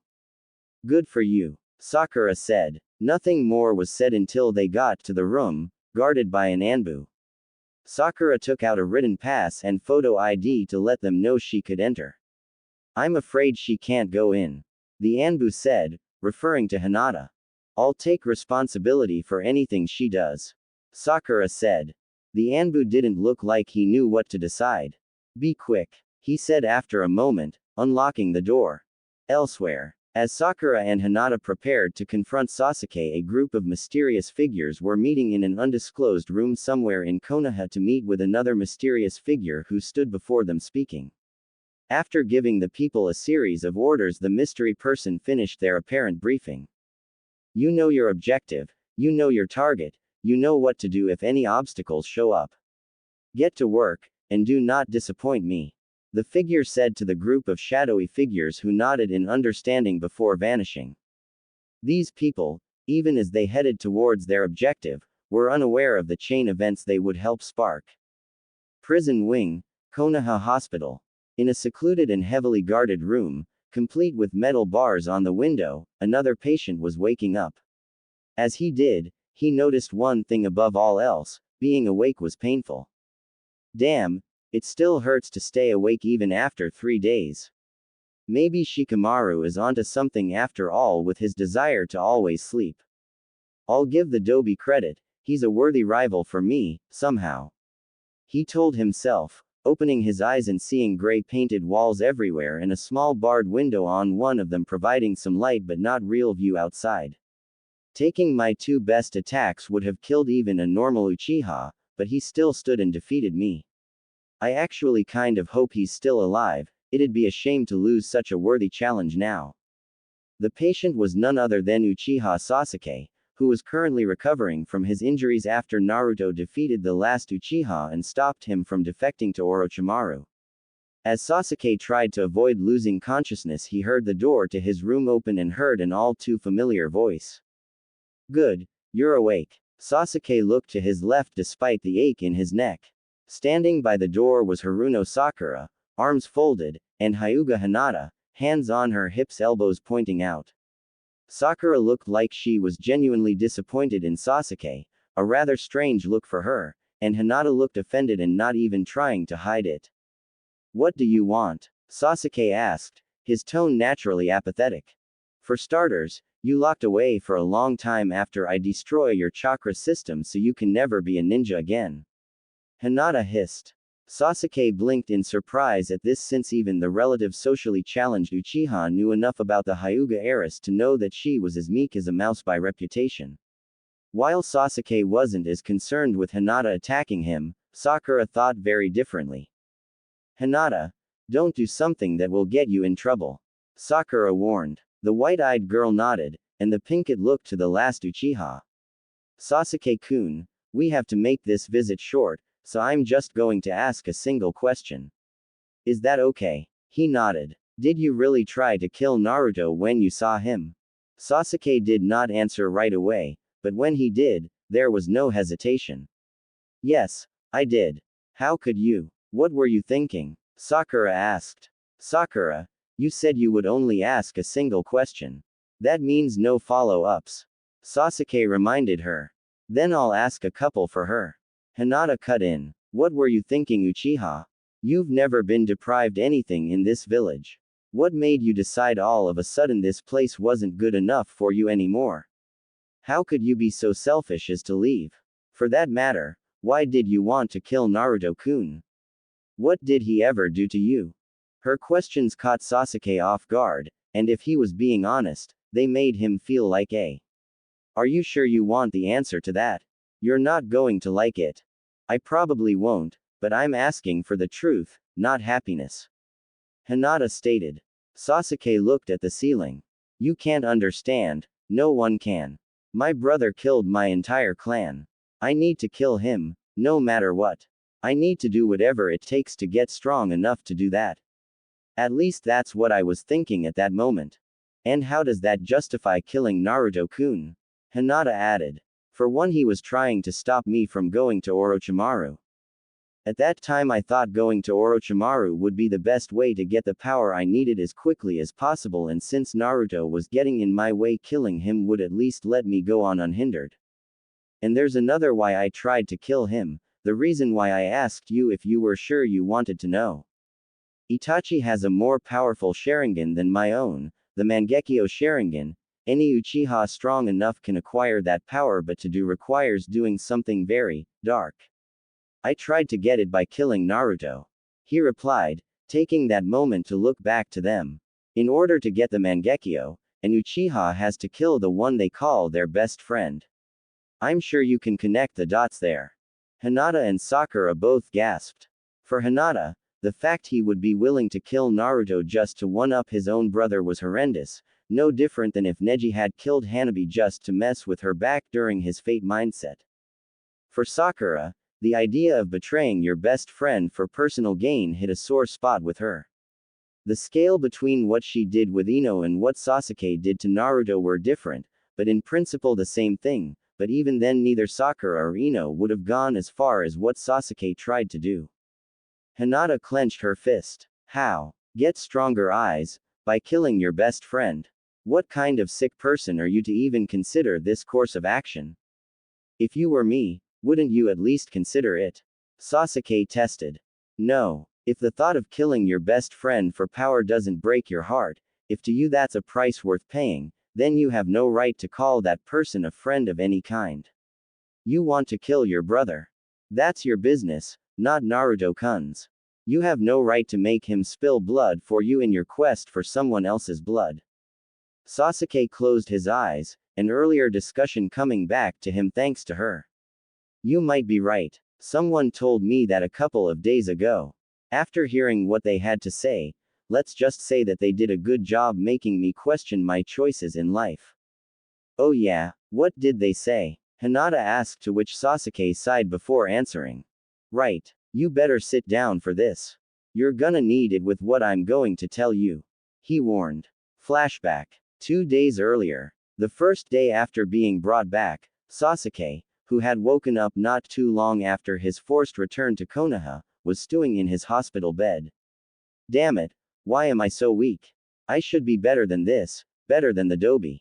How is it I've made no progress since the academy? Even Orochimaru's curse mark wasn't enough for me to even beat that Dobi.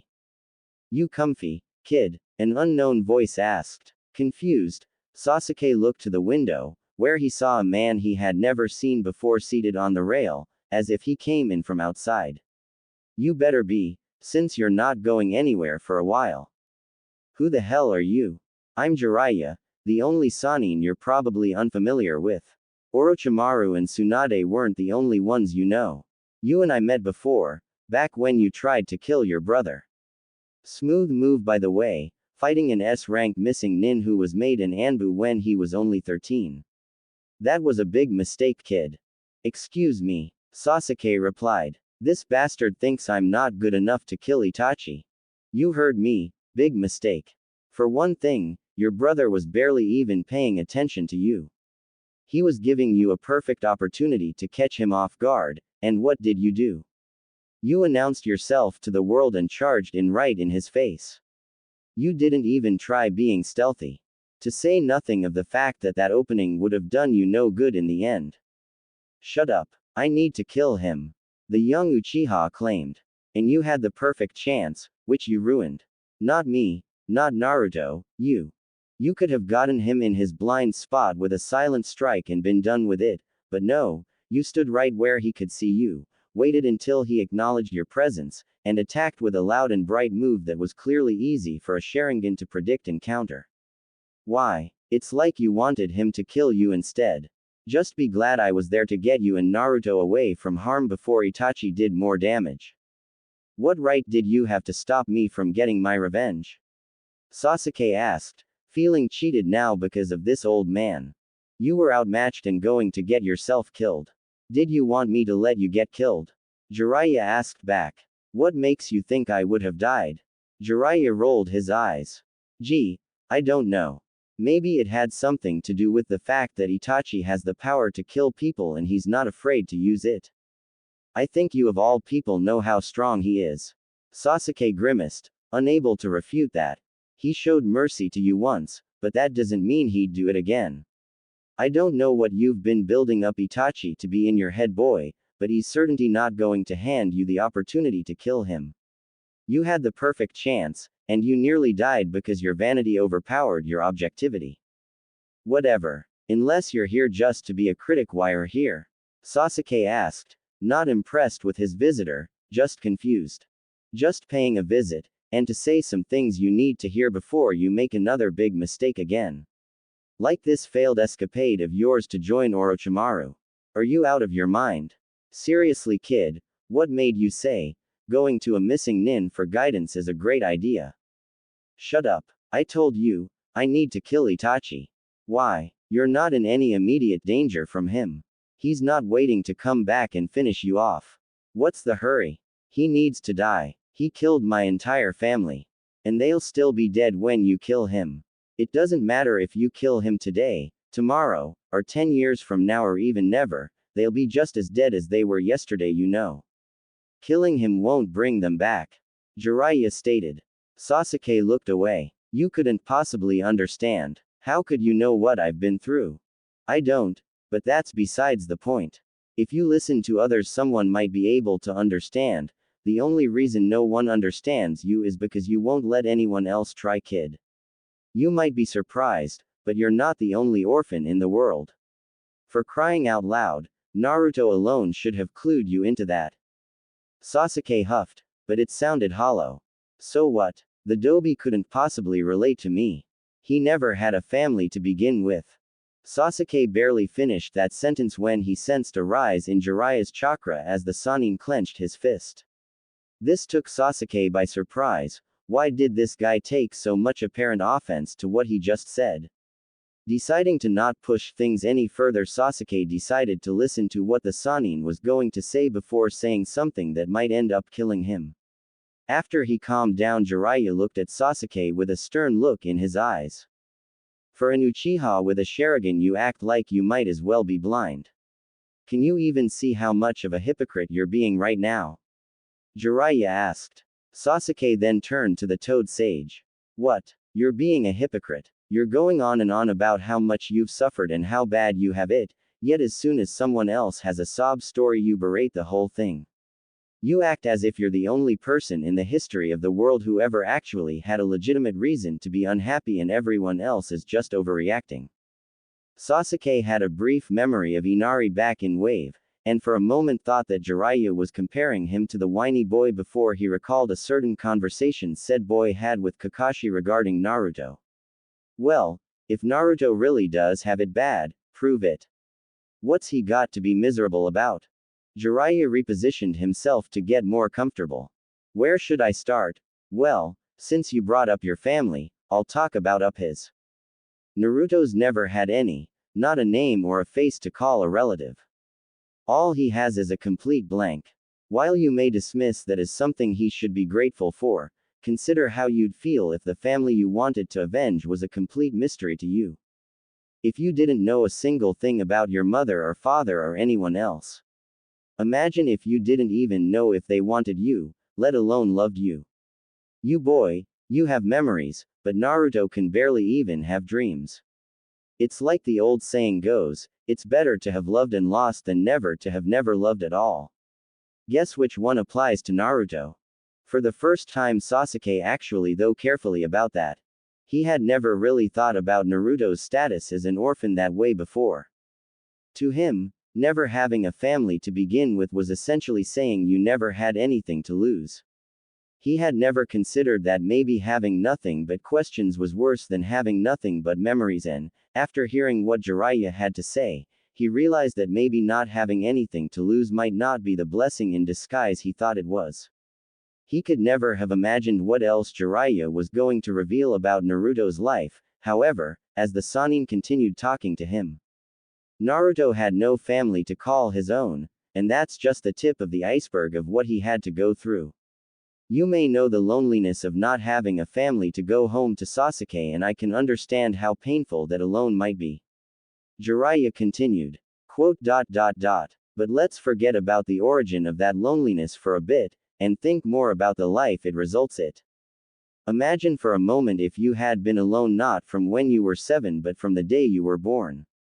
Then imagine that you're not only lonely at home but that you were forced to be lonely in town as well. Imagine if people didn't care about your clan, your family, or you. Imagine if those people even went as far as to think that you should have died like the rest of them, and they won't even tell you why. Imagine if in school the teachers refused to have anything to do with you, and instead of wanting you to do your best, tried to make you do your worst. Imagine all the kids you know being told to avoid you, to treat you like some kind of plague, and even when they had to interact with you they did so in a way that only served to not just make you feel just lonely but unwelcome as well. Imagine if some people even wanted you gone so badly that you have to live your life with the constant threat of an angry villager or shinobi trying to kill you, and that this threat was present every day of your life. Imagine this, all of this, was the only life you ever knew. Sasuke was silent, stunned by the scenario. Even the last Uchiha had some morality left in him, and to hear that such a thing was possible almost made him sick. To force such a hellish life like that on a child, regardless of who they might be, was beyond criminal, it was inhuman, something that would probably piss even Sasuke off. Now imagine that this happened to Naruto. Jiraiya said, throwing him off. Would you still say he has nothing to be miserable about? Sasuke wasn't considered a genius for nothing. He was to figure out what Jiraiya was trying to tell him. Are you say all that did happen to him? Yep, all of that and much, much worse, and he had to live this life from day one. But if that's true, then how can he act so happy and carefree like it's nothing? Sasuke asked, not seeing how somebody living in misery could resist sulking in it. While Sasuke wasn't an expert on emotions, he believed that if you were in a bad mood you were supposed to show it, not pretend otherwise. Because sulking won't change anything. In fact, sulking would only let the Itachi of his life win and destroy him. Jiraiya answered. Sasuke raised an eyebrow. There is someone in his life like Itachi. You didn't think Naruto's family never existed, right? The Sannin asked back. Someone had to get rid of all of Naruto's family, leaving him without anyone to care for him. At that, Jiraiya paused, and Sasuke noticed what he could only guess was remorse. You know who it is, don't you? And you haven't told the Dobi yet. Why is that? As it stands, there's no point in me telling him. Naruto already knows, and already knows that I know who it is as well. Jiraiya told him. He does. He knows who is responsible for his loneliness. And he's not fixated on getting revenge? Sasuke asked. No, because revenge won't solve the problem. Hurting the cause of his loneliness won't make that feeling of loneliness go away, no more than killing your brother will make your family come back. Naruto doesn't want revenge. All he wants friends, acceptance, bonds with other people so that he doesn't have to be lonely anymore. Love is the only thing he wants. Revenge is the last thing on Naruto's mind. And even if he did want revenge, the target in question is in a place where Naruto can't ever hurt it, so it would be a pointless desire. Sasuke didn't like the way the Toad Sage phrased that. To him it was clear Jiraiya was trying to avoid giving any specific details. And why is that? Jiraiya continued, looking at him firmly. You really want to know? I asked you, didn't I? Alright, The reason why is because the great cause of Naruto's misery and loneliness is inside him. He can't hurt it any more than you could hurt a tapeworm inside yourself. Inside him, Sasuke repeated. Like what? A multiple personality thing? No, it's nothing like that. The Sannin said with a sigh. Understand that what I am about to tell you is classified and cannot be repeated to others. When the Kyuubi attacked Konoha 13 years ago, the Yondaime wasn't able to truly get rid of it, so he has no choice but to seal it away inside of Naruto on the day he was born.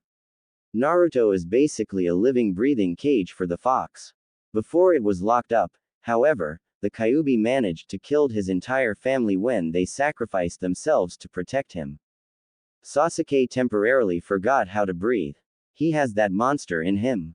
That would explain what that chakra cloak thing he used in out battle. It was a manifestation of the fox's power. Remembering the story of the Yondaime defeating the Kyuubi, Sasuke realized that Naruto had this burden forced onto him. Naruto was a couple months younger than him after all, and Sasuke had been told he wasn't even weaned when that night happened.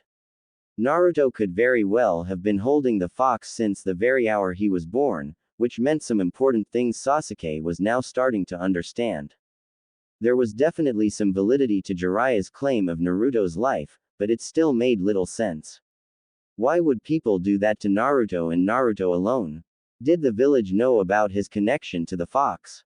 If not, what other reason would they have to mistreat Naruto? And if so, then why would they mistreat him for that in the first place? Sasuke admitted Naruto had never been his favorite person, but that was simply because Naruto annoyed him. He couldn't speak for others, but he was certain the entire village couldn't use that as an excuse. How could one child annoy the entire town to the point that they would make his life a living hell? Didn't the adults have anything better to do than make him feel unwanted?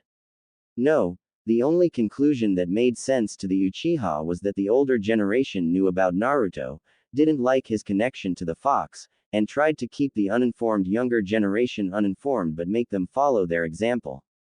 Despicable. How can people treat someone like crap for something that's not even their own fault?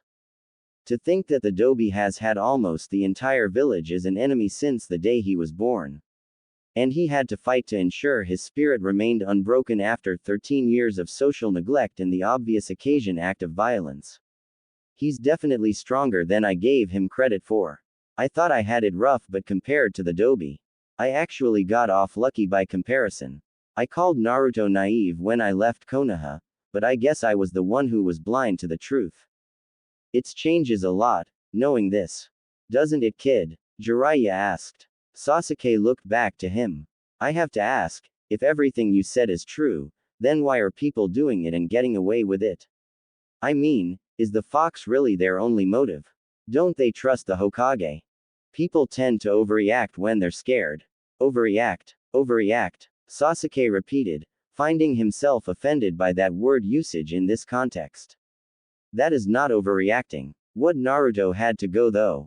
I can't even think of a word to describe what I think of it. No one should live like that, and I cannot believe the words that are coming out of my mouth, but that's a fate I wouldn't even wish on my own brother. Jiraiya showed some surprise. Considering what I hear you say about him, I'm genuinely surprised. I'm not defending the people, but you asked why they did what they did.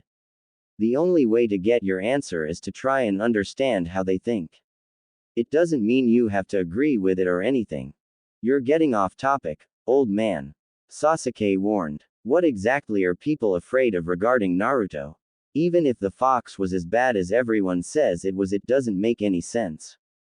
Any idiot with at least one brain cell could see he's not being controlled by the fox. You're right. Any idiot can see that, unless they think he is the fox in human form.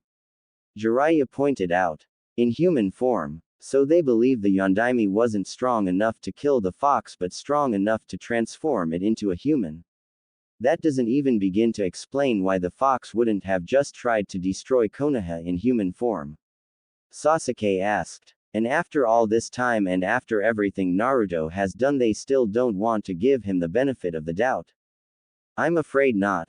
The Hokage wanted people to treat Naruto like a hero and sealed the fox into Naruto with that hope. Unfortunately, the general population wanted a scapegoat instead and found it in him. But despite all of that, Naruto didn't give in to his despair and decided to do something about it. So yeah, call him Ndobi or whatever you want to call him, but don't you ever say that Naruto doesn't know what it means to suffer. Look kid, before we get off topic more than we already have, I should probably just wrap this up and get to my main point. The fact of the matter here is that you made a big mistake by trying to go to Orochimaru, and not just in legal terms. Believe me kid, killing your brother won't mean anything if you get yourself or others like Naruto killed too. What makes you say that? Simple. Hurting the innocent in order to kill Itachi would be no different than hurting Naruto in order to kill the Kyuubi. Sasuke saw the reasoning there, but was confused on another matter. What does that have to do with Orochimaru? Orochimaru went after your brother first, he wanted his eyes more than yours. The reason he settled for you is because he couldn't defeat Itachi. If you can, it's basically telling the snake you're an even bigger threat than Itachi was. By going to Orochimaru, you're basically putting yourself in his hands to kill you when it's clear you're stronger than he is. And if he teaches you how to kill Itachi, he can also teach you in a way that guarantees you have a weakness he can exploit. Trust me kid, there is simply no way going to Orochimaru would have turned out in your favor. He went after Itachi already? Sasuke asked, not aware of this. If he couldn't beat him, how could he possibly help me? Damn it to hell, Naruto was right, I really was making a mistake trusting Orochimaru to give me what I wanted. Just on my reasoning for going to Orochimaru, it was a bad idea from the start. That doesn't even include why Naruto wanted to stop me. At this point, however, there was one question that was ringing loudly in Sasuke's mind. Why are you telling me all this? Sasuke asked. Why? Well, remember how you faulted the villagers for making an uninformed decision about Naruto? Here I was trying to get the facts straight for you. I'm not going to tell you what to decide, but at least you'll make a smarter choice now. While this does help, the reason I'm telling you this is for Naruto's sake more than anything. I know what Naruto was going through when he went to stop you because I tried but wasn't able to stop Orochimaru from leaving. I know what Naruto would have to go through if you did, and I don't want to see Naruto having to go through that pain of losing you the way I lost my own best friend. He's already suffered enough in his life. That's the main reason that I'm talking to you, and I'd like to think this way you're less likely to end up like Orochimaru yourself. Or for that matter, Itachi. I will never be like Itachi. Sasuke insisted. Jiraiya did not look like he was convinced. Your brother severed all bonds to this village and the people in it, you included, to pursue a selfish goal, breaking the hearts of those he left behind. And here you tried to sever you bonds to the villages, the people in the villages, which nearly hurt a lot of people who care about you, Sasuke. So tell me, how is you going to Orochimaru any different from what Itachi did to you? Keep that in mind before you try to pull a stunt like that again. Jiraiya said before disappearing. That still doesn't tell me why he spoke to me. He thought to himself. Despite being in a bed already, Sasuke felt like he had just collapsed from taking all this information in, and yet he was still being left with a lot of questions. What did he mean by I could become like Itachi? He murdered my entire family for fun. How can I do the same when my family's already dead? Unless he meant similar in principle than in action. Maybe he was talking about Naruto, Sakura, and the others. He closed his eyes and a memory came back to him. Back in Wave, where Kakashi was talking to Inari after Naruto chewed him out. Sasuke had been going out for a walk, one of his few hobbies, when he passed by and heard something that caught his attention. Naruto's had a terrible life for as long as he could remember, but he decided to stop crying about it and make it better himself. One of the few things he hates is seeing people give up before they even try the same. I didn't think about it at the time, I assumed Kakashi-sensei was just saying that to appeal to the boy. But now it makes sense. Sasuke thought. A lifetime of being treated like a monster. And obviously he didn't know the reason why that entire time. Who would look at a little kid and say, "You're the container for the monster that killed a lot of people"? How the heck did he survive like that? And for that matter, why would he want to become Hokage of a village that made his life miserable? I mean, if for example Konoha made Itachi kill my clan, I know I sure as hell wouldn't feel any loyalty to this place. Or maybe he wanted to do it to gain those bonds that he wanted so badly, like the one I tried to cut by trying to kill him. Maybe's that what that old man was trying to say. Sasuke closed his eyes and began to sleep. Inside Sasuke's mind.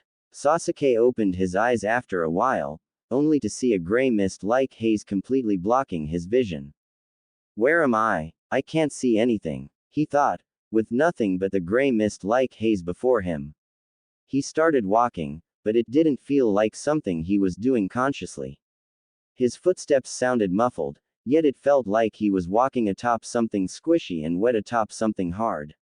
All of a sudden his right arm moved against his wishes and acted like it was batting something away. But the sounds of screams were heard. What's going on? He asked. At that the haze began to lift. He saw he was in his childhood home, back when his family was alive. And in front of him were two dead bodies, looking just like the corpses of Uchiha Fugaku and Makoto. What? No, not again, he thought, kneeling down on the blood-covered floor. When he got a closer look, he gasped. It wasn't his parents that were dead, it was Naruto and Sakura. Killed by an obvious and fatal sword wound. In shock Sasuke jerked up and saw a mirror that hadn't been there before. But his reflection, it wasn't him. Nope, it was Itachi's face, covered by a blood splatter, looking back at him, as he smiled back. Something that Sasuke couldn't remember Itachi doing anymore. No, this can't be real, he thought, looking away from the mirror and discovering a blood-covered sword in his right hand. The sword was angled to give off his reflection too, and it was still the face of Itachi looking back at him. No, he told himself, dropping the sword and rushing out of the house. I am not like Itachi, he yelled as he got out of the house, only to see the horrifying sight of numerous bodies in the street, all looking like Naruto and Sakura. No. End flashback. When finally I woke up and realized that it was bad dream, and after thinking about what the meaning behind that dream, I finally understood what Naruto and that old man Jiraiya were trying to tell me. Sasuke took a drink of water, tired for speaking so much. Told you you'd want to sit down. Sakura and Hinata were indeed sitting down, since Sasuke spared no details, especially the one about Naruto being a Jinchuriki. Hinata looked upset, but not as much as she had before, and Sakura looked downright mortified. That can't be true. I mean, it's got to be a lie. Why would he lie about that, Sakura? Sasuke asked. Hinata closed her eyes. It's not a lie. So you knew? Sasuke asked. I can see chakra. I've always been able to see Naruto-kun had a type not normal for a human. It was easy to figure out the cause when I learned more about him. But if you knew, what about Neji? Sakura asked. I don't know, I never asked, and for the majority of my life I never had a reason to ask. There was a time he wanted to kill me, remember? I wasn't about to give him a reason to hate Naruto-kun too. Sakura looked at the floor for a moment. Mom, Dad, is this why you told me to avoid him? You think Naruto is some kind of monster? What made her stomach churn was the fact that she had never asked for a reason to their claim. As a child, she had just assumed if her parents said it then it had to be true. They told her it was better for her to avoid him and not make friends, and she did it without question, even going as far as becoming close to an enemy even when her parents didn't tell her to. Naruto. I'm so sorry. So now what, Uchiha-san? Hinata asked. Does this change anything for you? Does Naruto-kun's life actually have value to you now? You say that like it never did. Sasuke accused. Did it? Hinata pressed. You admitted you were willing to kill him to get some kind of upgrade for you eyes. Just be glad you didn't, or else I'd personally make you blind. There's no need, Sasuke said before showing his newly gained Mangekyo Sharingan, which looked an awful lot like a diagram of a red atom surrounded by the black of his pupil. Somehow, I got it without killing him. How? Hinata asked. Did you kill someone else here? No. To be honest, I don't know how I got it. I didn't even know I got it at all until a guard came in and pointed it out. Maybe that dream had something to do about it. Maybe killing your best friend doesn't require such a literal act, but the strong enough belief that you succeeded in doing it. Or maybe the guilt or grief you felt caused you to awaken it. Sakura suggested. Sasuke shrugged and sighed for a moment. Maybe you're right. Though now I'm not too proud of what I tried to do to get it. I screwed up. Big time. There's no denying that. Well, at least you're admitting it. Hinata said. But this doesn't mean you're back on my good side. Naruto-kun nearly died because of you. An apology won't be enough for me. Why should I apologize to you? This doesn't apply to you in any way. Sasuke-san, Naruto-kun is more than just your teammate. He is my heart. I can't live without him any more than you can live with only half your body. Killing him is personal to him. Even if Naruto-kun can forgive you with just an, I'm sorry, I won't. How can you hold a grudge when he doesn't? Sasuke asked. You must not understand women that well, Sasuke-kun. Sakura said, agreeing with Hinata in principle. And I probably never will. Deal with it. Well, understand this, Sasuke-san. Threaten Naruto-kun again and I'll make you regret it. Hinata warned. After all, you just admitted that you felt weak. I admit nothing. Besides, with my current condition, what do you have to be afraid of? The last time you were in a hospital, the very first thing you did once you got out was fight Naruto-kun. Sakura nodded. She's right, Sasuke-kun, you did do that. Yes, and I lost that time. Then I fought him a second time, and ended up here because, thankfully, I lost. I doubt the third time is going to be the charm even with my Mangekyo Sharingan, especially knowing what I know. He commented. Speaking of which, what is your stance on that, Sakura? Huh. Hinata looked to the Pinkett. Yes, what do you think of Naruto-kun now? Honestly, he's clearly stronger than I ever gave him credit for. And I don't mean physically, but emotionally. She said. Well, I've said all I want to say. Hinata said, standing up. I'm going back to him now. What are you going to tell him? Sasuke asked. Hinata looked at him briefly, then back to the door. Only what he needs to hear. She then opened the door, but before she could even step out, the body of a person went flying past the door like a projectile. Moving too fast to see properly, especially since it was something she hadn't expected to see. What the hell was that? Sasuke asked, as he was able to see what happened from his bed. What was what? Sakura added, getting up since she hadn't seen it, but she did hear a resulting crash. Hinata looked into the hall, and saw at the end to her left was a fuming Tsunade. Hokage-sama. If you're looking for Naruto, you better get to him quickly before someone else does. She warned. Without anything else needed, Hinata bolted down the hall to her loved one's room. Sakura stayed by the door. What could this mean? It sounds like someone's doing something to Naruto they shouldn't be, and the Hokage didn't approve of it. If that person she sent flying is part of it, she's going to grind them into fish cakes. Sasuke guessed before making suggestion to Sakura. I think you should go check on Naruto as well. You sure? I'm not in danger, but Naruto might. Go, he told her. She nodded. I'll be back, Sasuke-kun. She then ran to Naruto's room while asking herself what was happening to her blonde teammate. Naruto's room, Konoha Hospital. Some time earlier. While Sasuke was dealing with visitors, Naruto had some of his own. Hey Ero Sennin, who'd you bring with you? Jiraiya frowned while his company either chuckled or smiled at the title. Tsunade, who was also there, didn't react since it was nothing new to her ears. Show some respect, kid. When you stop peeping, I might consider it. The young blonde looked to the four redheads. This guy's is a peeping addict or something. He goes to peep into the women's part of the hot springs here all the time. At hearing this, Ray turned to look at Jiraiya with a scowl on his face. Hey old man, if I ever find out that you ever peeped on my sister, you're a dead man walking. You got it. Hey, if I wanted to kill myself, I'd find a less painful way than doing that. Jiraiya claimed. One guy tried it and got caught, and ended in a coma for several months because of it. That woman's temper would have been more lethal than Tsunade's was that one time she caught me. I never even considered doing research if she was around. Wait, the one time I caught you? Tsunade asked with a hiss. You mean there were times you peeped and I didn't catch you? To be fair, Hokage Dono, if you didn't catch him, that's your own fault. Kikyo stated. As Tsunade glared at Kikyo because of that jab, Ray noticed that Naruto kept staring at him. Hey kid, something wrong?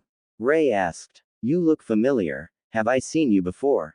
Naruto asked to the man closest to Jiraiya. Yeah, you have. You've forgotten me already, kid. You know what? Never mind. The name's Ray, memorize it this time. Naruto, we're here to tell you something critical, but rest assured no decision will be made for you. Tsunade told the young blonde reassuringly. These four people here, this is going to be hard to explain, but they're distant relatives of yours. Needless to say, Naruto was surprised. Relatives? Naruto asked. But, how is that possible? The way everyone describes me, you'd swear I just popped out of the ground like a plant instead of having parents. You're not a mushroom kid, you're a human being. And that means someone has to be related to you. Jun said.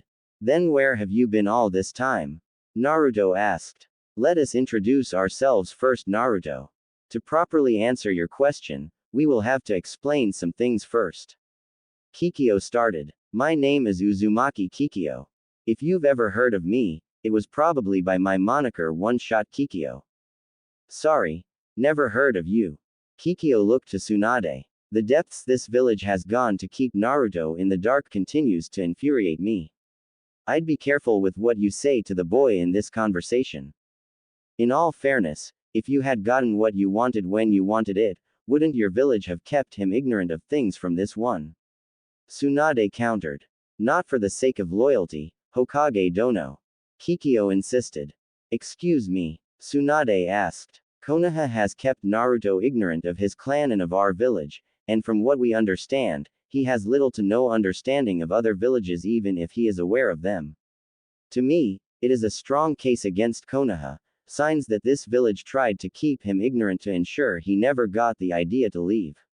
How could he if he was unaware of where to go? You talk big, but face it, if Naruto had been in your village you would have kept him ignorant of Konoha to make him stay with you. Tsunade accused. We would have told him his parents, but beyond that what else would he be required to know? Mia asked. What was he required to know about Uzushio? Oh, I don't know, maybe the fact that he had a family there. Jun answered on Kikyo's behalf, albeit sarcastically. Knowing about you guys wouldn't have changed a damn thing. Did you ever stop to think that maybe not everything can work out in one person's favor? Tsunade asked. You're one to talk. After all, it wasn't Naruto who spent decades trying to find the answers to their problems at the bottom of a bottle. Excuse me, but why is everyone here in my room if all you're going to do is talk about me instead of to me? Naruto asked. Sorry about that, let's continue with the introductions. I'm Uzumaki Mia. I'm Uzumaki Jun. And like I told you, I'm Uzumaki Rei. We come from the village of Uzushiogakure. Now that the introductions are out of the way, I'll cut to the chase and explain why we're here. Despite what you may be led to believe, Naruto, you do have family, in fact you come from a shinobi clan. Just not a clan native to Konoha. Kikyo told him. Then, he started. Why are you in Konoha? Kikyo finished for him. Simple, your mother moved here when she was a child and fell in love with your father. Before you ask, yes, we do know who your parents are and we'd be happy to tell you. Naruto, to make this easier for all of us, it would be best if you withheld any questions until we're done. Okay, Mia asked politely, and Naruto nodded. Thank you. Naruto, let me tell you the story from the beginning. Kikyo said, then cleared her throat. There's a hidden village you're unaware of, which is Uzushiogakure, the village hidden in the whirlpool. It was founded right after Konoha was, by our clan, the Uzumaki. Our village was powerful, but at some point our enemies banded together to destroy us. They almost succeeded. Keyword being, almost. We went into hiding to let the danger pass. When it did, we focused on rebuilding our village in secret while also trying to locate any of our clansmen who had remained scattered throughout the world after they failed to return. Eventually we learned about you and wanted to take you with us, but the Sandaime Hokage insisted letting you stay here was the best way to honor your parents' wishes. We decided to let you stay, but we warned him we'd come back in time and see how you were doing. The way we see it, Konoha has been holding you back and is not the best environment for you, so we'd like you to come with us. Naruto's eyes widened. You intend to take me away from my home and friends? Tsunade smiled. Looks like we have our answer. Don't get your hopes up, he's jumping to conclusions. Kikyo told her, then addressed the whiskered blonde once more. Naruto, refrain from deciding anything until we have nothing more to tell you. You want to take me from my friends. That's all I need to hear to say no, and that's that. He declared firmly. Even if we can tell you who your parents are. Naruto looked at her. You mean you won't tell me unless I agree to go with you? Now that's just low. Tsunade complained. Again, you are jumping to conclusions. Naruto, I'd be happy to tell you who they are whether or not you decide to come with us. All I ask is you at least hear why coming with us to Uzushio would be a good idea. No more, my mind is already made up. Naruto leaned back and crossed his arms. Just say what you want to say, but my mind is already made up. He's like his mother, too stubborn for his own good. Ray thought. Naruto, while I would be happy to take you back to Uzushio with us, it would be counterproductive to force you. So allow me to tell you why coming with us would be beneficial to you. Kikyo started. Uzushio is a village that was made for the Uzumaki. We have means to specifically bring out your potential. Konoha is better at helping clan ninja or those born to advantages, yet they've denied that to you even though you deserve it more. Uzushio will deny you nothing, within reason of course. This isn't to say we're bribing you. Mia added in. But think about it, Konoha hasn't exactly tried to let you become all you can be. How many fighting styles do you know? How many jutsu do you know that you didn't have to pry out of someone's hands just to learn about, let alone do? You may want what's best for this village, but is the feeling mutual? There are some people who care for me, he stated. And how many of them have taught you to become a better ninja? How many of them didn't have to be asked to teach you something? Mia added. Kakashi-sensei. Naruto answered. Kid, Kakashi knew who your father was. He was actually really close to him. Ray pointed out, getting a shocked look from the whiskered blonde. You'd think he'd make it a point to watch over you since he liked your father so much, but tell me, did you even know who Kakashi was until he was assigned to be your sensei? Oh, by the way, he wasn't put in charge of your team to help you, but to help your Uchiha teammate. And what exactly has he taught you since becoming your sensei? Does that sound like someone who cares about you? Well, if you knew about my parents, what about you? He was at least there for me. Naruto claimed. Yeah, after you became good enough to be a genin. Where was he when you were younger and alone? Jun asked. Where were you when I was younger and alone? Naruto asked, making Tsunade smile and how he was turning their argument against them. He's right. You can't throw the first stone here. Tsunade couldn't resist getting in. Neither can Konoha. Kikyo stated. Naruto, as we told you, we had to hide to protect ourselves. We did come for you, but we were asked to honor the Yondaime's sacrifice for Konoha by letting you stay and get stronger. Now, if Konoha was honoring his sacrifice, wouldn't they be helping you get stronger? I have gotten stronger, he insisted. And how much of that can you credit to Konoha rather than yourself? Kikyo asked. You learned the shadow clones despite one teacher giving you the opportunity, not because of it. Your senseis all seem to prioritize chakra control lessons but never anything to do with it. After all, tree walking, water walking, and summoning were of little direct use to you in the Chunin exams, yet that's all you were taught, were you not? It helped me during the invasion. He pointed out. That is true, but the invasion was not something Konoha was preparing you for. They should have prepared you for the Chunin exams, and yet you knew nothing but tree walking and shadow clones. Naruto, do you intend to go the rest of your career doing nothing but outnumbering the enemy and beating them senseless? Being a ninja is not about doing the same jutsu over and over again. Do it too much, and someone will figure out a way around it. I have the Rasengan for that. The whiskered blonde countered smugly. Ah yes, an incomplete close-range jutsu that requires a lot of time for you to build and the luxury of a clone to create in your particular case. Kikyo said, unimpressed. How would you use that against a long-range fighter like me? I'd run up to you and, he started, but then Kikyo took out her bow and pointed it at him. Hey, put that away. You're in a hospital, Tsunade yelled. Kikyo put her bow back behind her. Relax, Hokago Dono, it was just to get a point across. Did you really believe that I would attempt to shoot him?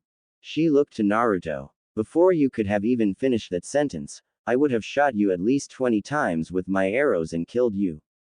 With a clone right next to you, you would have a difficult time dodging. And with your hands full making a Rasengan, you would be unable to create a defense. With your limited arsenal, you'd stand no chance against me. And don't kid yourself into thinking just because your young adults will show you mercy. They will not. They will kill you, and they will not be afraid or ashamed to be unfair about it. This is what being a ninja is all about, kid. Your mother and father knew that all too well. Ray mentioned. While we're at it, can I tell him now, Kikyo? She nodded. Yes. He deserves to know. Now hold on. Jiraiya stepped in. Are you saying he doesn't deserve to know? Jun asked. Not at all, but maybe the timing isn't right. Jiraiya told them. How is him knowing now a bad thing? His life is already in danger even if their enemies don't know who he is, so your claim of safety is moot. Kikyo proclaimed, then looked to Naruto. Naruto, your father is Namikaze Minato and your mother was Uzumaki Kushina. You are the son of the Yondaime Hokage and princess of Uzushio. Naruto was wide-eyed and silent, with everyone waiting to see his reaction.